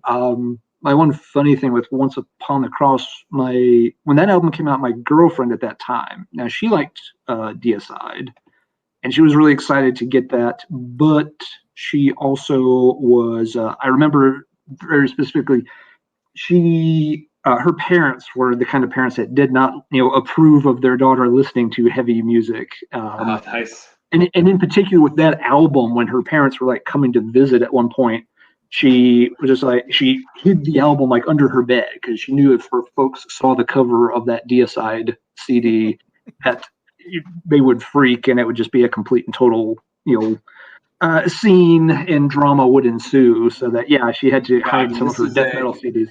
That's the one. Yeah. Very brutal cover, obviously, and then right when you open it up, it has, So this was. I think when you went to buy this at Camelot, Marty, or your other local CD store way back when, I remember them having a huge sticker over this, which made you want to buy it, of course, too. So of course I did, but I got the self-titled in Legion before anything else. But I think she bought it the day it came out, and she hid it the day her folks came to visit. So first two Deicides, and then the rest is sort of hit or miss outside of the Stench of Redemption. Let's talk about this album. All right. This is my favorite Morbid Angel album. I like all the Morbid Angel albums other than the Illuvid whatever one with the Kill a Cop song and the newest song, Kingdom Disdain. It could have been a great album, but the production the guitars are so percussive. And what version is that, Alan? Yeah, is that a reissue? Yeah, it came out I think last year. It's a 2 CD set. The second disc is most of the album live. It's not. I mean, it's a real simple digipack. Earache isn't known for putting out very nice packaging on CDs these days. But yeah, it's got the. Yeah, they just keep on reissuing their catalog over and over again. Well, they've got a classic catalog. I mean, that shit. It's like the Death albums; those should never go out of print. Yeah, I would buy more of their reissues if they would just put some effort into the packaging, but that's a separate issue. I saw Morbid Angel on this in this era at the. I've talked about a million times, the first ever Michigan Death Fest. I was there to see Sacrifice, and Morbid Angel played. They're the headliner, and they blew me away. I've never heard Morbid Angel until I saw them at this show. Blew my mind. And this album stands. None of their other albums sound like this. No. This is kind of like their Show No Mercy, I guess I could say. I mean, they moved on, still sounding like Morbid Angel, but I mean, this isn't new wave of British heavy metal. Don't get me wrong. I'm saying that it sounds more. The production's perfect on this thing. You can hear everything. The songs are so refined and worked out and evil. I mean, so evil sounding. And the Blessed Are the Sick came after. It's a great album, but it's weird. A very strange production, warm guitars and all the the interludes and stuff. I love that album too, but man, this album just seems so together and lethal. It's just a very poignant statement, evil statement. Yeah. There's definitely a change in style between those two albums, and I like them both. Oddly enough, I didn't. Blessed is the one that was a big deal among again my friends at the time. Somehow, it may have just been the age we were at, but none of us heard or had a copy of Altars, when we were teenagers, but everybody was getting, Blessed Are the Sick, and losing their minds over that one. And understandably so. It's a strange sounding album, like you said, Marty, but it's also a really interesting album. It's not pretentious, but it's sort of very deep. You can listen to the album over and over and over and keep hearing different things throughout it. It's a very, very well put together album in that regard. What makes I love Altars. It just was Altars just wasn't. I guess we just missed Altars by a year or two. That we were still we just weren't quite old enough, and then nobody happened to go back and buy it. Sorry, David, go ahead. Yeah, what makes those albums has to be Trey Azagthoth's guitar playing. It is like this warped sound. It is like nothing you would heard. I'm sure Marty, you could vouch for this. It's probably nothing you had heard in death metal at the time. His style and his riffs. It's like he's playing a million miles an hour, but Commando's playing just a slightly bit slower than him. And that's the beauty of Altars of Madness, because in most cases, I'm sure you would have told the drummer, like most people would have told Pete Sandoval, okay, keep up with Trey Azagthoth. But the guitars are going so fast and the drums are like a half step slower. It just makes like this whole whirling effect to those songs. And then when he jumps in with his solos, his tone is so pronounced and it cuts through everything.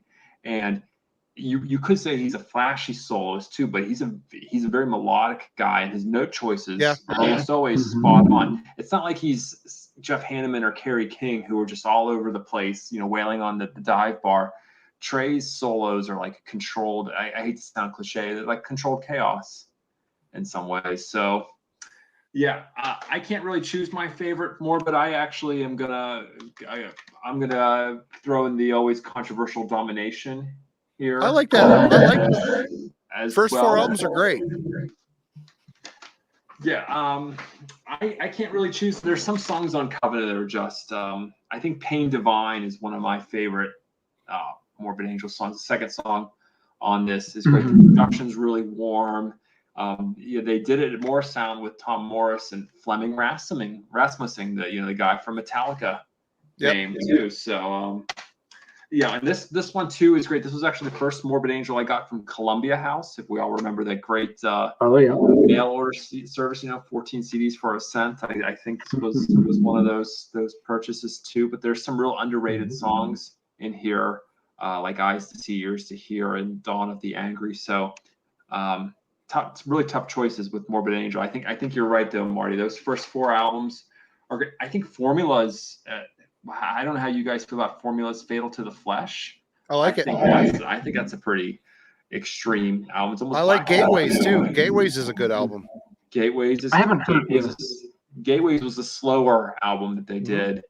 Yeah, I haven't heard those two Gateways is good. forever. I can't even comment on them. It's been so long since I heard them.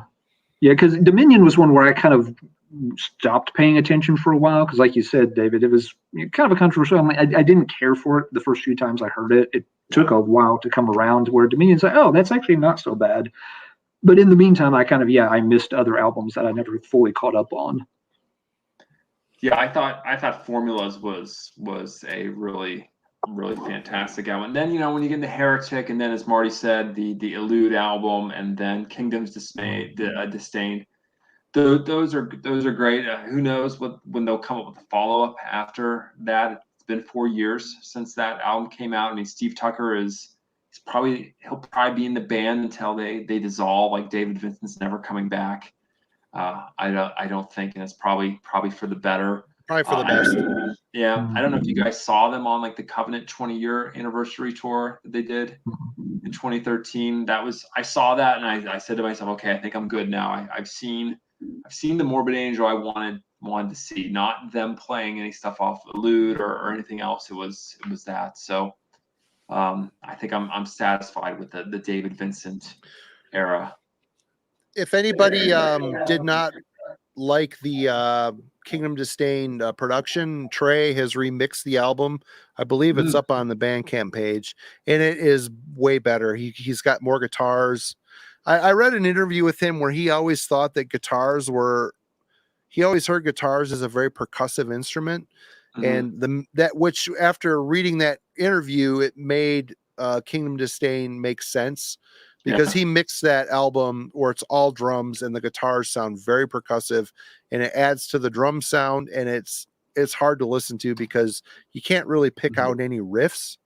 But the one song I heard from the remix that Trey did, it sounds a lot better. So definitely go and check out the Morbid Angel Bandcamp page or Trey's Bandcamp. I don't know. I don't remember where I found it or saw it, but it's worth checking out. Have you ever bothered to listen to like any of those remix albums that he does, like the industrial remix albums, like sort of like the experiment? I haven't. I don't know if you guys have either. I have not heard the Laibach one. That's the old one. I like Laibach, but I have never heard the Laibach remix Morbid Angel album.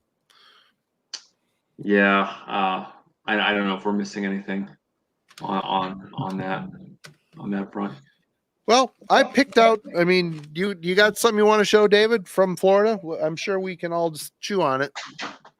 Yeah, I picked another oddball one, and we're sort of in that death lineage. But I picked the Cynic album, Traced in Air, because I think this is a tremendous comeback album.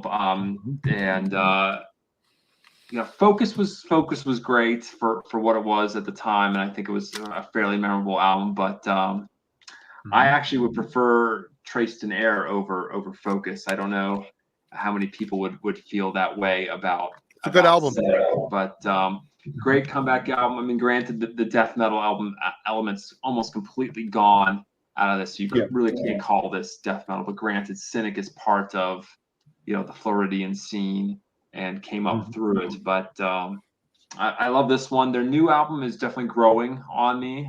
Have not heard it. It just came out 2 weeks ago, so it's pretty good, but it's going to take a while to grow, and it's difficult without Sean Reinert or Sean Malone on the album. So 2020 was very tough on Paul Masvidal. So but yeah, I think if we want to talk about Cynic here, I think this is a great choice. Focus is great. The one that came after this, Kindly Bent to Free Us, is good too. I think they're a great band. They're not as prolific as you would like, but when they do release something, it's going to be special. Yep. Yeah, no, that was a case where, as it's well documented, Focus, when it came out, went over everybody's heads. Yeah. Nobody got that album, and nobody got that album either. I mean, it was a total flop at the time. Nobody would touch that thing. But by the time Traced in Air came around, the band had achieved. Again, it was one of those mythical, one of those things, right? Could have been kind of things. And it was a good example of one of those rare cases where the band really did deliver when they came back, because expectations were high for that, and it would have gone horribly wrong. But no, I thought that it was an excellent comeback album, really enjoyable, and it still felt like Cynic, even though yes, it was obviously different and a ton of time had passed, but it still made sense as a Cynic album without feeling like, oh, it was just Focus Part 2 or anything either. It's like the same thing happened to Cynic that happened to Atheist, right? No one cared, or it went over everyone's head in the early 90s, what they were doing, and then through the passage of time, they are recognized for what they did. Mm-hmm. And since you brought up Cynic, I might as well. I set aside 3 bands that I thought that were pushing the boundaries in Florida. I mean, Florida, you could tell when a band came from Florida. They had a sound. It could be the Scott Burns production. Fine, you could lump it in there, but you could tell there was a lot of musicians all inspired by each other. I mean, you get inspired by your scene, of course. That's just the way it goes. You're playing with those guys in clubs. You're friends with friends. You're all, probably going to the same guitar teachers. Who knows? I don't know. Yeah, but it was an incestuous scene. Guys were in and out each other's band. Yeah. This, like you said, and I've made the comment many times on my channel and on this show that bands that were doing something a bit different, like bands like Sadist, they were amazing bands, but no one gave a shit at the time until years later. All of a sudden, people are like, oh, remember that band Sadist? They were fucking awesome. Yeah. Well, this album, these guys were on tour for this album with Sinister and Cannibal Corpse, and people were throwing shit at them and booing them. Oh yeah. And of course, you mentioned Atheist. This is another band, very technical, but this wasn't as out there and weird as Cynic, but very technical, little jazz. Yeah, this one's not. Unquestionable Presence that came out after this, they started to get a little more weird. They got their bass player Roger Patterson died. Yeah. So they got the bass player Tony Choi, who took them a little more experimental bass wise. And here's another one that I put in this category as doing something a bit different, and it's Nocturnus. Yes. We just talked about Mike Browning. Yeah, sure. Mike Browning, I am not a big fan of Mike Browning's vocals. I never have been. He's playing drums. He follows the riffs verbatim, but I think the music on this album, the use of the horror phonic, sci-fi phonic keyboards was definitely setting a new precedence for death metal that really hadn't been fucked with much in the greater death metal era of the mid 90s, early to mid 90s. And for that, and even with Mike Browning's visionless guitar vocal style, this is still a pretty good album. It's really a good album. The music's really cool. It's good. I mean, people talk about Abominations of Desolation being the ultimate Morbid Angel because it's got Mike Browning on vocals. Even that, I mean, I came upon that later after getting used to all those songs more polished with David Vincent, who is a far more charismatic vocalist than Mike Browning ever fucking was. And just say that you like Mike Browning's vocal performance on those Morbid Angel songs, I'm sorry, but clean your ears. You're right. Clean your ears. That's all I'm going to say. But they're Florida. It had its innovators too, and Death. You can throw Death in this pile, of course, as well. Probably not until later when they start getting more jazzy and strange. But let's do this. But again, Chuck assimilated this band. Yep.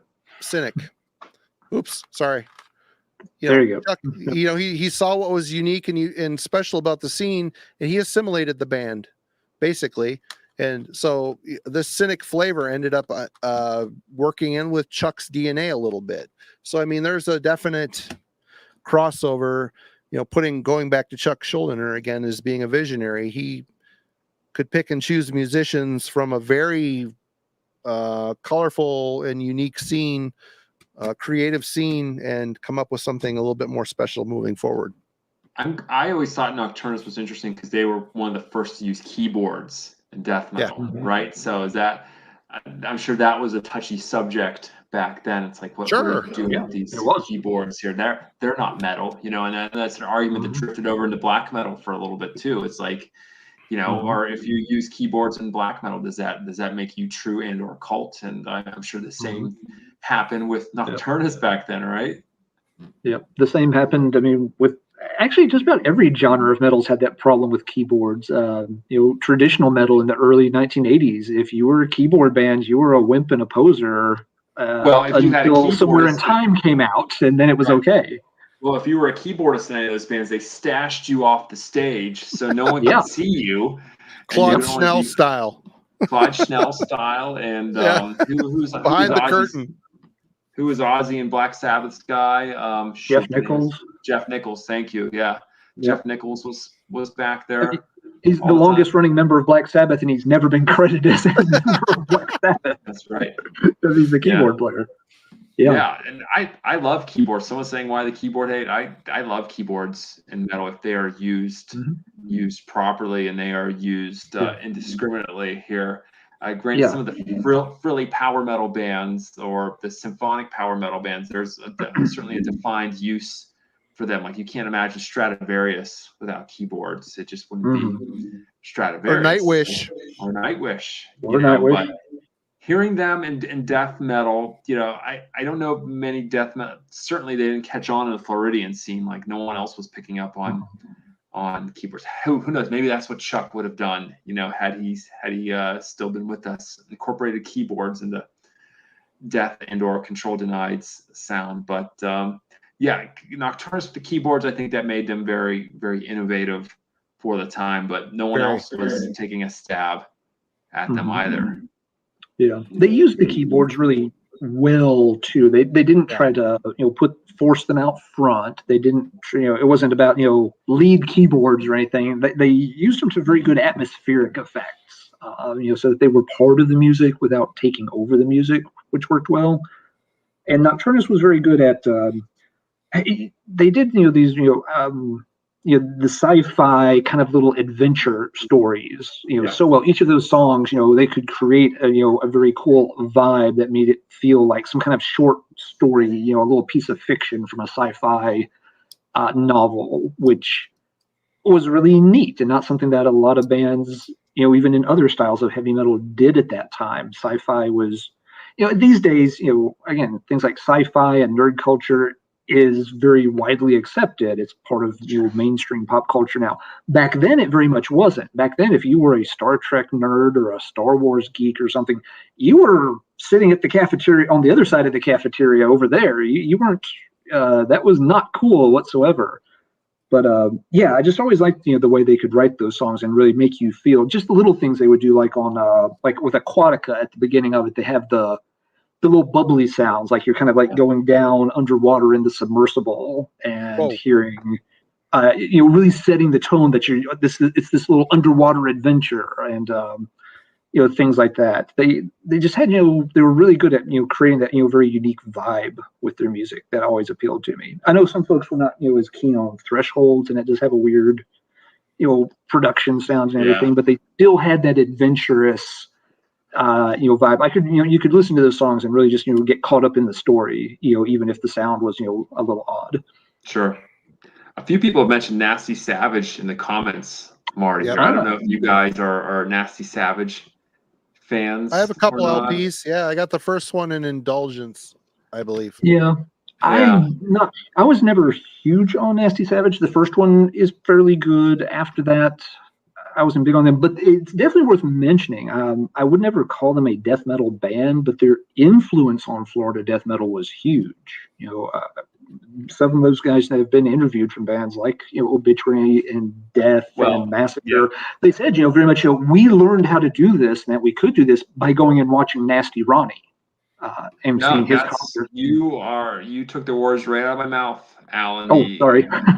The Obituary guys lived right around the block from where Ben Meyer of Nasty Savage lived, and they were too afraid to go approach them when practice. So they literally were hiding in the bushes while Nasty Savage was practicing circa 1983, 84 in their demo period when they were really making headway and starting to play the clubs in the Tampa scene. So Nasty Savage without, and to some degree too, Sabotage before they got their major label deal. Sure.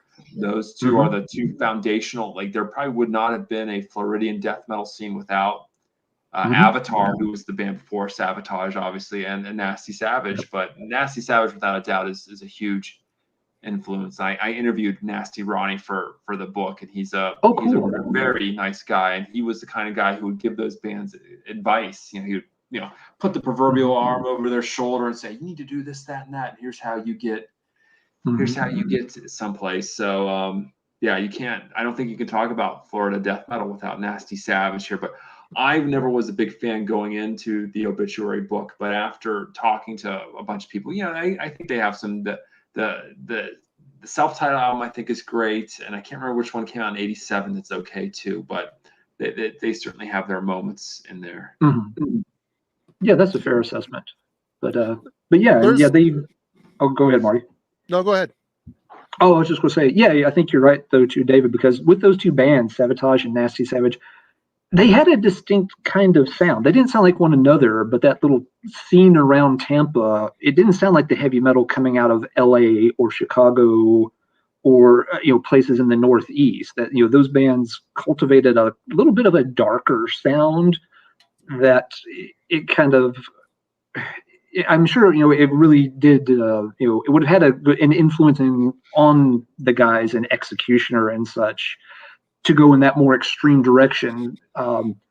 Whereas, if they'd been listening to, LA scene bands or Chicago bands, they didn't have that same kind of vibe, that Sabotage and Nasty Savage did. And it might have had a very different influence on, a couple of, tween Tardy brothers if they'd been in another part of the country. John Oliva is John Tardy's hero. I don't know if you guys know that or not. That's cool. John Tardy's undisputed hero, the guy who he always wanted to sound like, but of course, clearly he never quite did. But he's always looked up to John Oliva. John wrote too many lyrics. There's one band that slid off my unique pile. And this is a band that I always found is super unique in the Florida scene, but never really got their due, and that's Hellwitch. Oh, Hellwitch, yeah. Frank Watkins in Hellwitch, yeah. Anthropophagy demo from back in the day. This is the only Hellwitch I own, which is stupid because it's all really good stuff. A little thrashier, but I could see how this could have influenced the super death metal style. Pat, the drummer for this band, was an enormous video trader back in the day. I used to trade videos with him. His list was insane. He had every band in Europe and US, every live show you can imagine. His trading list was insane. But Hellwitch, that's a good choice. Good stuff. Are either of you two Disincarnate fans? Jane Murphy's one. Please tell me you have it. Awesome, thank you. Yeah, that a classic one-off, really good album. I don't have a copy of it because I think it's hard to track down, but I've always been looking for that. I think it's a Dreams of the Carrion Kind on Roadrunner, James Murphy's Lone. It's a good album. It's a good album. It was really good to hear this guy. He was like the gunslinger for hire. He was in Cancer. He was in Hallows Eve. He was in Death. He was in like Obituary. Obituary. Agent Steel for a little bit. Really? He was an Agent Steel for a while. Yeah. It was good to hear the guy, do his own thing. And it's a really good, solid album. No one really ever talks about it. I honestly, I can't tell you the last time I listened to this album. It's been, I don't even have the CD. This is the original cassette I bought back in the day from Camelot Music. Hands down. Yeah, I hadn't thought of that in ages until you showed it right then and David mentioned it. Yeah, and James is taking part in these Death tribute shows over the weekend, so it'll be good to see him back on stage. You're right, nice. Marty. Probably one of the most quintessential hired guns in all of death metal / metal. And his stint with Testament, I thought, was pretty good, especially on the Low. Yep. On the Low album, His solos on Low are fantastic. But James Murphy, another guy who probably hasn't gotten enough credit for his work. His solos on Cause of Death are certainly great. too. Oh, yeah.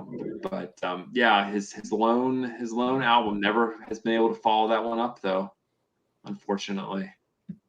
Well, he's had a lot of things going on. I mean, Yeah, he had some health problems. Health problems are rough, man. Mm-hmm. Yeah, they are. Yep. Well, I've got Do some you other think shit. not having like one flagship band that he's stuck with sort of causes him sometimes to fly a little under the radar, David? Could be. Yeah, it could be the case that, he bounced from Cancer to Death to Obituary, then to Testament. So 4 legitimate bands from that, and never quite made any headway there. I think that has something to do with it too. How about you, Alan? Do you have something you pulled out of the stack? I don't have anything really deep. As we were, discussing a little bit before the show, the Florida scene has, a lot of, really sort of essential classics at the top, but you get to the next tier and a lot of it, for me at least, starts to run together a bit. I did want to circle back to Atheist for, just a minute or two more, because yeah, this was the first album in particular. I thought they struck a really good balance of developing a more unique sound, but still having a very solid basis in death metal standards. Because after this, these guys got very weird very fast on the next 2 albums. And I started at the wrong end of the catalog. I forget if it was Unquestionable Presence or the other one, but I heard those first, and I still don't quite know what to make of those albums. It's just like, these are very, very different. I remember I had an original press of one of the 2 on CD, and for a long time that was very hard to find. It was a long time. Elements is the third one. Elements was the one. I had the Axis CD pressing of, and I wrote for a very small metal fanzine out of Michigan at the time, and I just I played it a few times. Like, I don't know what the heck to do with this. I just boxed it up and sent it to the one of the other guys that was running the zine. It's just like, see what you think of this, because I don't know what the heck's going on with this at all. But this one, this one, I think this one is grounded enough that I can listen to it, enjoy it, and wrap my head around it pretty easy. The other two are way, way off the path. Not saying that they're bad, but just they're really straying heavily into the jazz influenced songwriting and odd time signatures, and very much going down that progressive lane and away from the death metal lane. Yeah, they deserve it. But they were also a band. They had been on the scene for a long time, even before this got released. As someone pointed out in the comments, as Ravage, as Ravage, Ravage. Yeah, on the Raging Death. On the Marty, you don't have a copy of the Raging Death compilation, do you? No. No, that's the one that had Executioner and Ravage and Status. Status is on it. Yep. That's the one that Boy put out on Godly Records.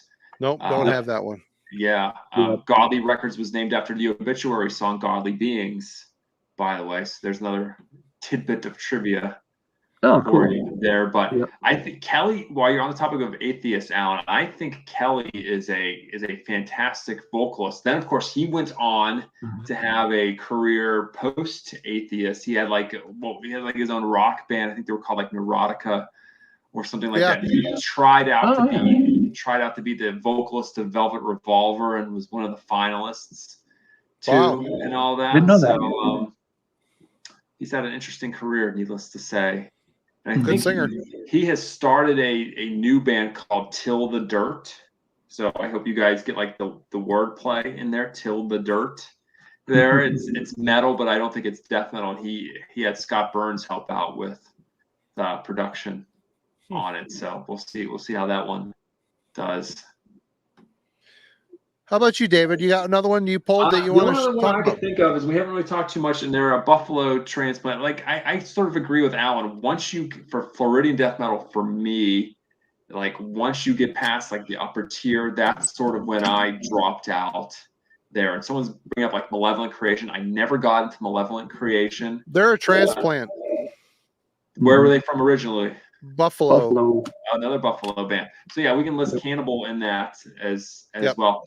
I chose Buffalo transplants. Eating Back to Life is great, Butchered's great, Tomb's great, but I think the Bleeding in terms of production and That's a good album. Of the riffs and Barnes's vocals, and of course it has a few classics in here too, starting with Hammer Smash Face. I think this is the quintessential Cannibal Corpse album when they started to mature and Grant, I like all the Corpse Grinder era stuff too. Like there's not a bad. They're another band. Like they're not going to write a bad album, but are they going to write another classic album anytime soon? Probably not. But you know, I'd say Eating Back to Life is great, and so is this too. But yeah, they're transplants. Yeah, this is another band. I mean, another transplant from Buffalo. This is their best album, and it's kind of sad because it's their debut. Yeah. It's a great album, and another transplant to Florida would be this band, Angel Corpse. Yeah, somebody was just asking for that in the comments. Corpse, sure. I forgot they had relocated to Florida. Killer album. Doesn't sound anything like Florida death metal, but still is worth mentioning, being a transplant band. But I've got a few others here. Go ahead. Angel Corpse was a band who was on, if you guys remember, like the late 90s, early 2000s. They were on almost like every tour as an opener. Yeah. I saw that band probably 6 or 7 times over the years. I did too, and that's when I started going to shows. They must have come through Pittsburgh at least like 9 or 10 times when I was. They're always killer. Always killer. You know, we mentioned death. We talked about death, and this is a band that spawned from death. And I can't say that I love this album, which has gotten me. I've been called an idiot on this channel multiple times. But Massacres from Beyond. This has got Cam Lee and Rick Ross. Basically, this is the. I believe it's the lineup that went on to be on Leprosy minus Cam Lee. Correct. But, that should be Rick Ross, Terry, and Bill Andrews, and Cam Lee. Yep. This is I think it's a good album, but I just think it's kind of boring. The riffs are a little bit boring for me. I don't know. And and people called me a fucking idiot for saying that, but you know, whatever. Marty, I don't think you're an idiot because I thought Massacre was pretty underwhelming too. Yeah. And they're a band just full of missed opportunities and regular lineup shuffles. And I know a lot of people don't. There's a lot of discussion around their lineup changes about Cam Lee and Terry and Rick Ross and all this. So Massacre was a band who never quite made it, and I see a lot of comments about Brutality as well. I think that's another one of those like second tier death metal bands. You know, I pulled them. I pulled these two bands that I feel are very similar to each other, and it is Brutality and Resurrection. Yeah, and I gotta say, Brutality of these two is the better band. This is a really good album. Their first couple are really good, and even when they got back together, their shit was really good. They're just very Florida sounding and just really hard hitting. It's a good, well written songs. This is a pretty good album mixed, but it's got a lot of really dumb samples in between the songs that really. It's not like you listen to Necroticism, Descanting the Insalubrious. Those samples are endearing parts of the song. You just.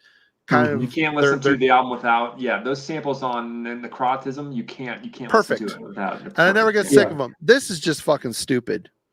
I drank my own urine and I liked it type of stuff. It's just like whatever. I mean, these guys were good, but they're a flash in the pan. I think they've gotten back together. Actually, I don't know for sure, but out of the two bands, side with Brutality because they were a really good, solid second tier Florida death metal band. Obviously one of those younger bands that got signed on the hype surrounding the first tier of the Florida scene, but they're a really good band. They're a good band. Sort of just rode the wave from there. Sure. Yeah. I rode the wave. There were a lot of I think I agree with you all. Massacre is a good kind of, example of that, it was a very average sounding death metal band. I remember getting, it was the EP Inhumane Condition, when it came out. It was probably fall of 92. Yeah, it was fall of 92 because I was in Ohio at that point. And I remember just thinking just like before that, I'd heard, a small but reasonable selection of death metal albums, and every band, kind of had its own sound. You played it a few times. Morbid Angel's unique from this one, and Carcass has its own thing. And I remember listening to the Massacre EP a couple times. I'm like, this isn't bad, but there's nothing that makes this stand out from just an average sound. And the college radio station in the town was playing a lot of that kind of stuff at the time, and those bands really started to run together by that point. Did you guys ever hear Promise, the Massacre album that came out in 1996? I had to look up its name. That's when they went like full on Pantera. No, I didn't. Yeah. I only bring that up because Terry Butler mentioned that to me in the obituary book as one of the reasons why he left the band. But I think someone in the comments mentioned how good the Massacre demos were, and I would tend to agree with that. And on some of those demos is Alan West, actually, who is a founding member of Massacre and wrote a lot of those songs. So credit where credit is due for Mr. West once again. I've got a few more if you guys don't mind. Yeah, no, go for it, Marty. Sure, yeah. You have a very deep Florida death metal bench. Yeah. Even asking for Acheron in the comments. I don't know if you know what. I thought about Acheron, and I do not own any Acheron. They never thrilled me, to be completely honest. I checked them out; they're okay, but I just never loved them. Yeah. But we talk about Cannibal Corpse being a transplant from Buffalo, New York, but Corpse Grinder Fisher was from Florida. And he was in the band Monstrosity. Yeah. I was figured you'd pull that one. Yep. And this is probably my favorite George Corpse Grinder vocal performance. He's got more dynamics on this album. The music is a little more colorful on this than Cannibal Corpse were laying down at the time. This is just a really good album. This is my favorite Monstrosity album, even though their latest album is really good too. A little long, but good. George sang on this and the second album, Millennium, and then was sniped away from Monstrosity by Cannibal Corpse, of course, after the leaving of Chris Barnes. But this is a really solid, really well-written, heavy as shit, hard-hitting, excellent Florida death metal album. It sounds like a Florida death metal album. It's great. Yeah. I remember reading a review, and I haven't heard that album in ages, so I'll run this by you. But I remember seeing a review or just somebody commenting on that album once, and the fact that Monstrosity didn't blow up as big as some of the other bands. And the comment was they felt like Monstrosity maybe lived too much in Morbid Angel's shadow to get recognized. Fair assessment or too far off base? I don't know. What do y'all think? I always thought they were. Yeah. Go ahead. I always thought they were more on the. I don't hear too much Morbid Angel and Monstrosity. I don't know if you feel the same, Marty. No, I think Morbid Angel is a little more evil sounding in its to its essence than Monstrosity is just more crushing, brutal death metal. You know. Okay. Yeah, the comment stuck out to me at the time. I was like, I don't know about that, but I haven't heard the Monstrosity for ages, so. Yeah, I figured since you pulled it out, I'd run that thought past y'all. Okay. Oh shit, I didn't think of pull this album, but Incubus, Serpent Temptation. That's a good album. Christian death thrash type style stuff. I don't know. I only own the first one by them. But I think I only had the first one too. I'm trying to remember. Yeah, I haven't thought of Incubus in a while. They had to change their name, right? Didn't they change their name? Yeah, they changed it to Opprobrium. Opprobrium, yeah. Sure. Yeah. And that was another Mike Browning project, was it not? What, Opprobrium? No. Incubus, or was it the other Incubus? No, there was two Incubuses. One was like a really weird alternative type band, and then the Incubus from Florida was a death thrash band. They have a couple brothers in it. I don't remember. Yeah, I think that sounds right. Yeah. They're a Christian band though, so I highly doubt Mike Browning would have been involved with them. Yeah. Maybe Incubus was just a name he had for an early project or something. Oh yeah, right. There was something from their early stuff. I remember seeing the cover. It might have been like right after he left Morbid Angel or something. Yeah. Well, I've got two more bands. Both of these bands are a little bit more underground. The first one, I don't know if many people have heard of this band, but Darth Vader's Church, Descendant Upheaval. This is very much death grind. It's very grindy, sloppy, very cool. Jeff Wagner is who turned me on to this band, surprisingly enough. But they're just a nasty, shitty death thrash band. This came out on Steam Hammer. Oh, They okay. were definitely at the bottom of the underground barrel when it came to Florida bands.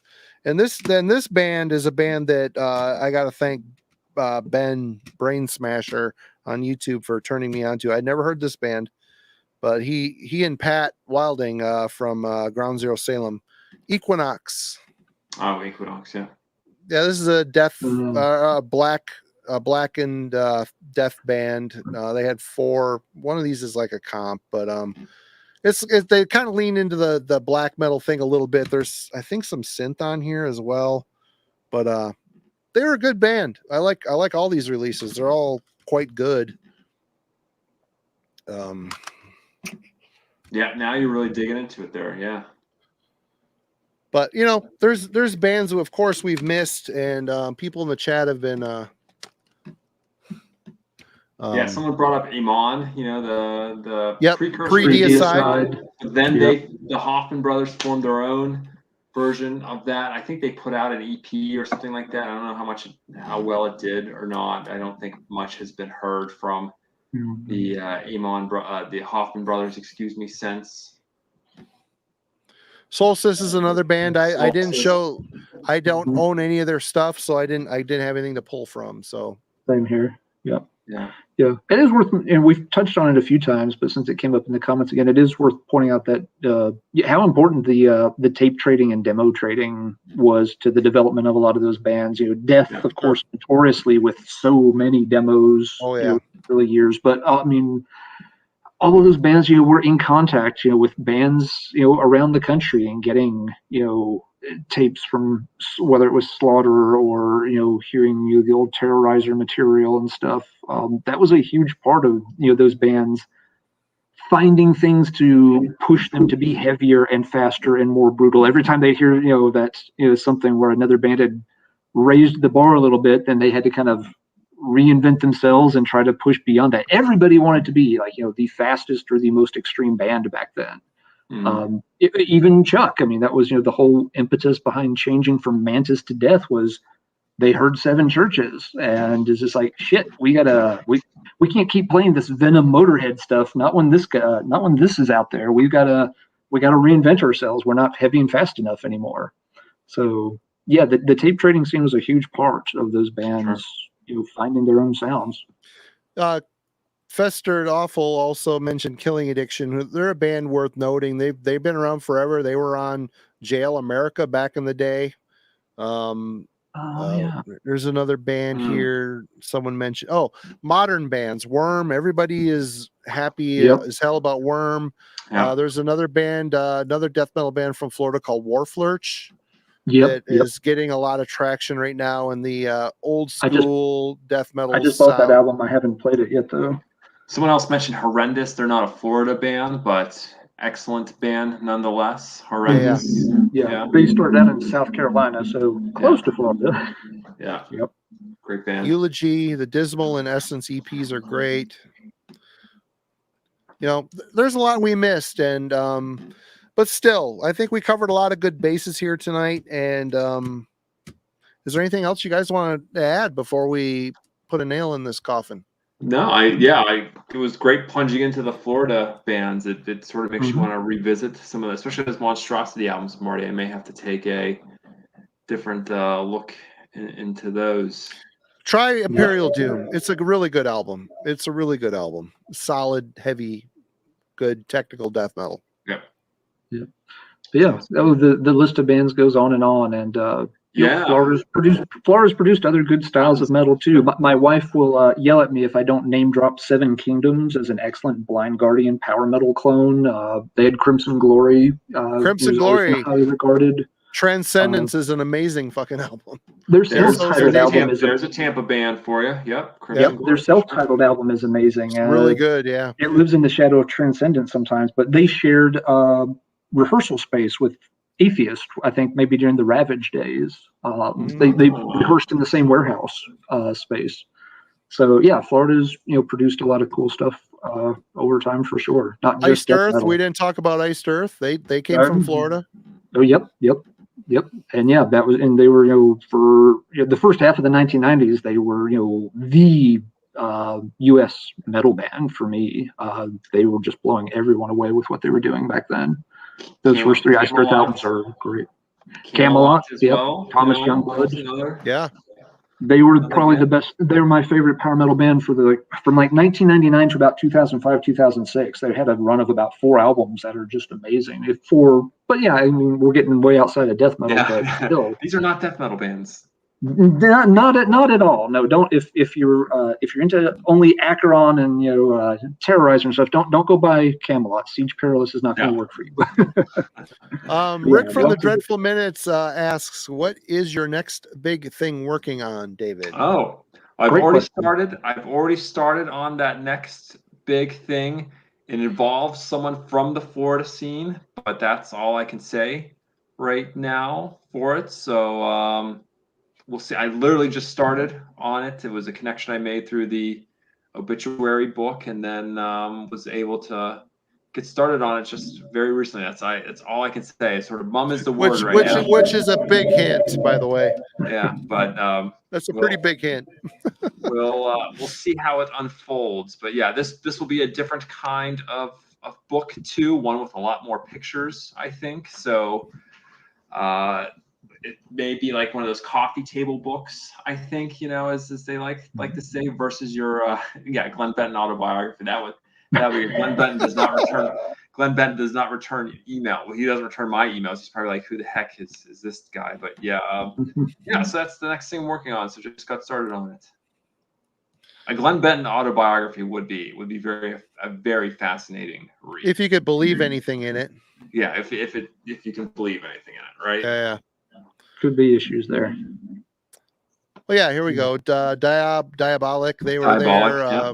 Burn Offerings, Limb Bizkit. But well, David, thank you so much for joining us tonight. It was great having you back, man. Yeah, my pleasure. Very fun. Everybody, you need to go check out the Turned Inside Out, the official story of Obituary. The release date is going to be around January 3rd. Don't mark January 3rd in stone because there's always print delays, especially in the post-pandemic or the pandemic era. There is, I think pre-orders are a loose guide to follow. Just, but definitely check it out. Buy yourself a gift for Christmas this year. I've got the link in the description below for the pre-order for the book. And David, you're the best. Thank you so much. And we'd love to have you on again. Absolutely. I'm sure we'll find something else interesting to talk about.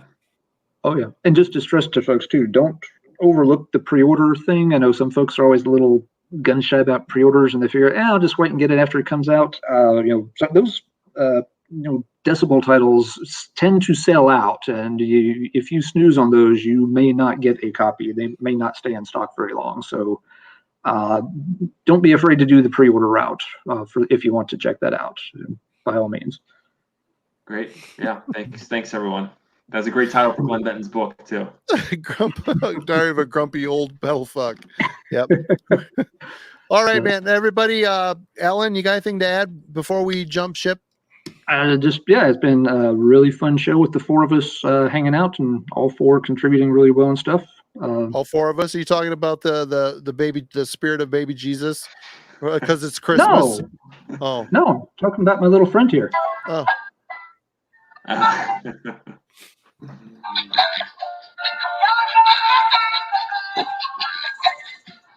He's fighting with his arms, but come on.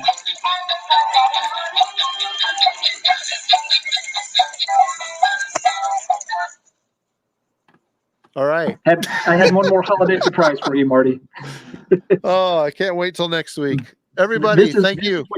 This is what you get at Walgreens 5 days after Christmas for $2. All right. Worth every penny. Oh, yes. Thank you, everybody, for hanging out with us tonight. Everybody take care. Thanks for watching. Stick with us, David. Hold on one sec. You got it.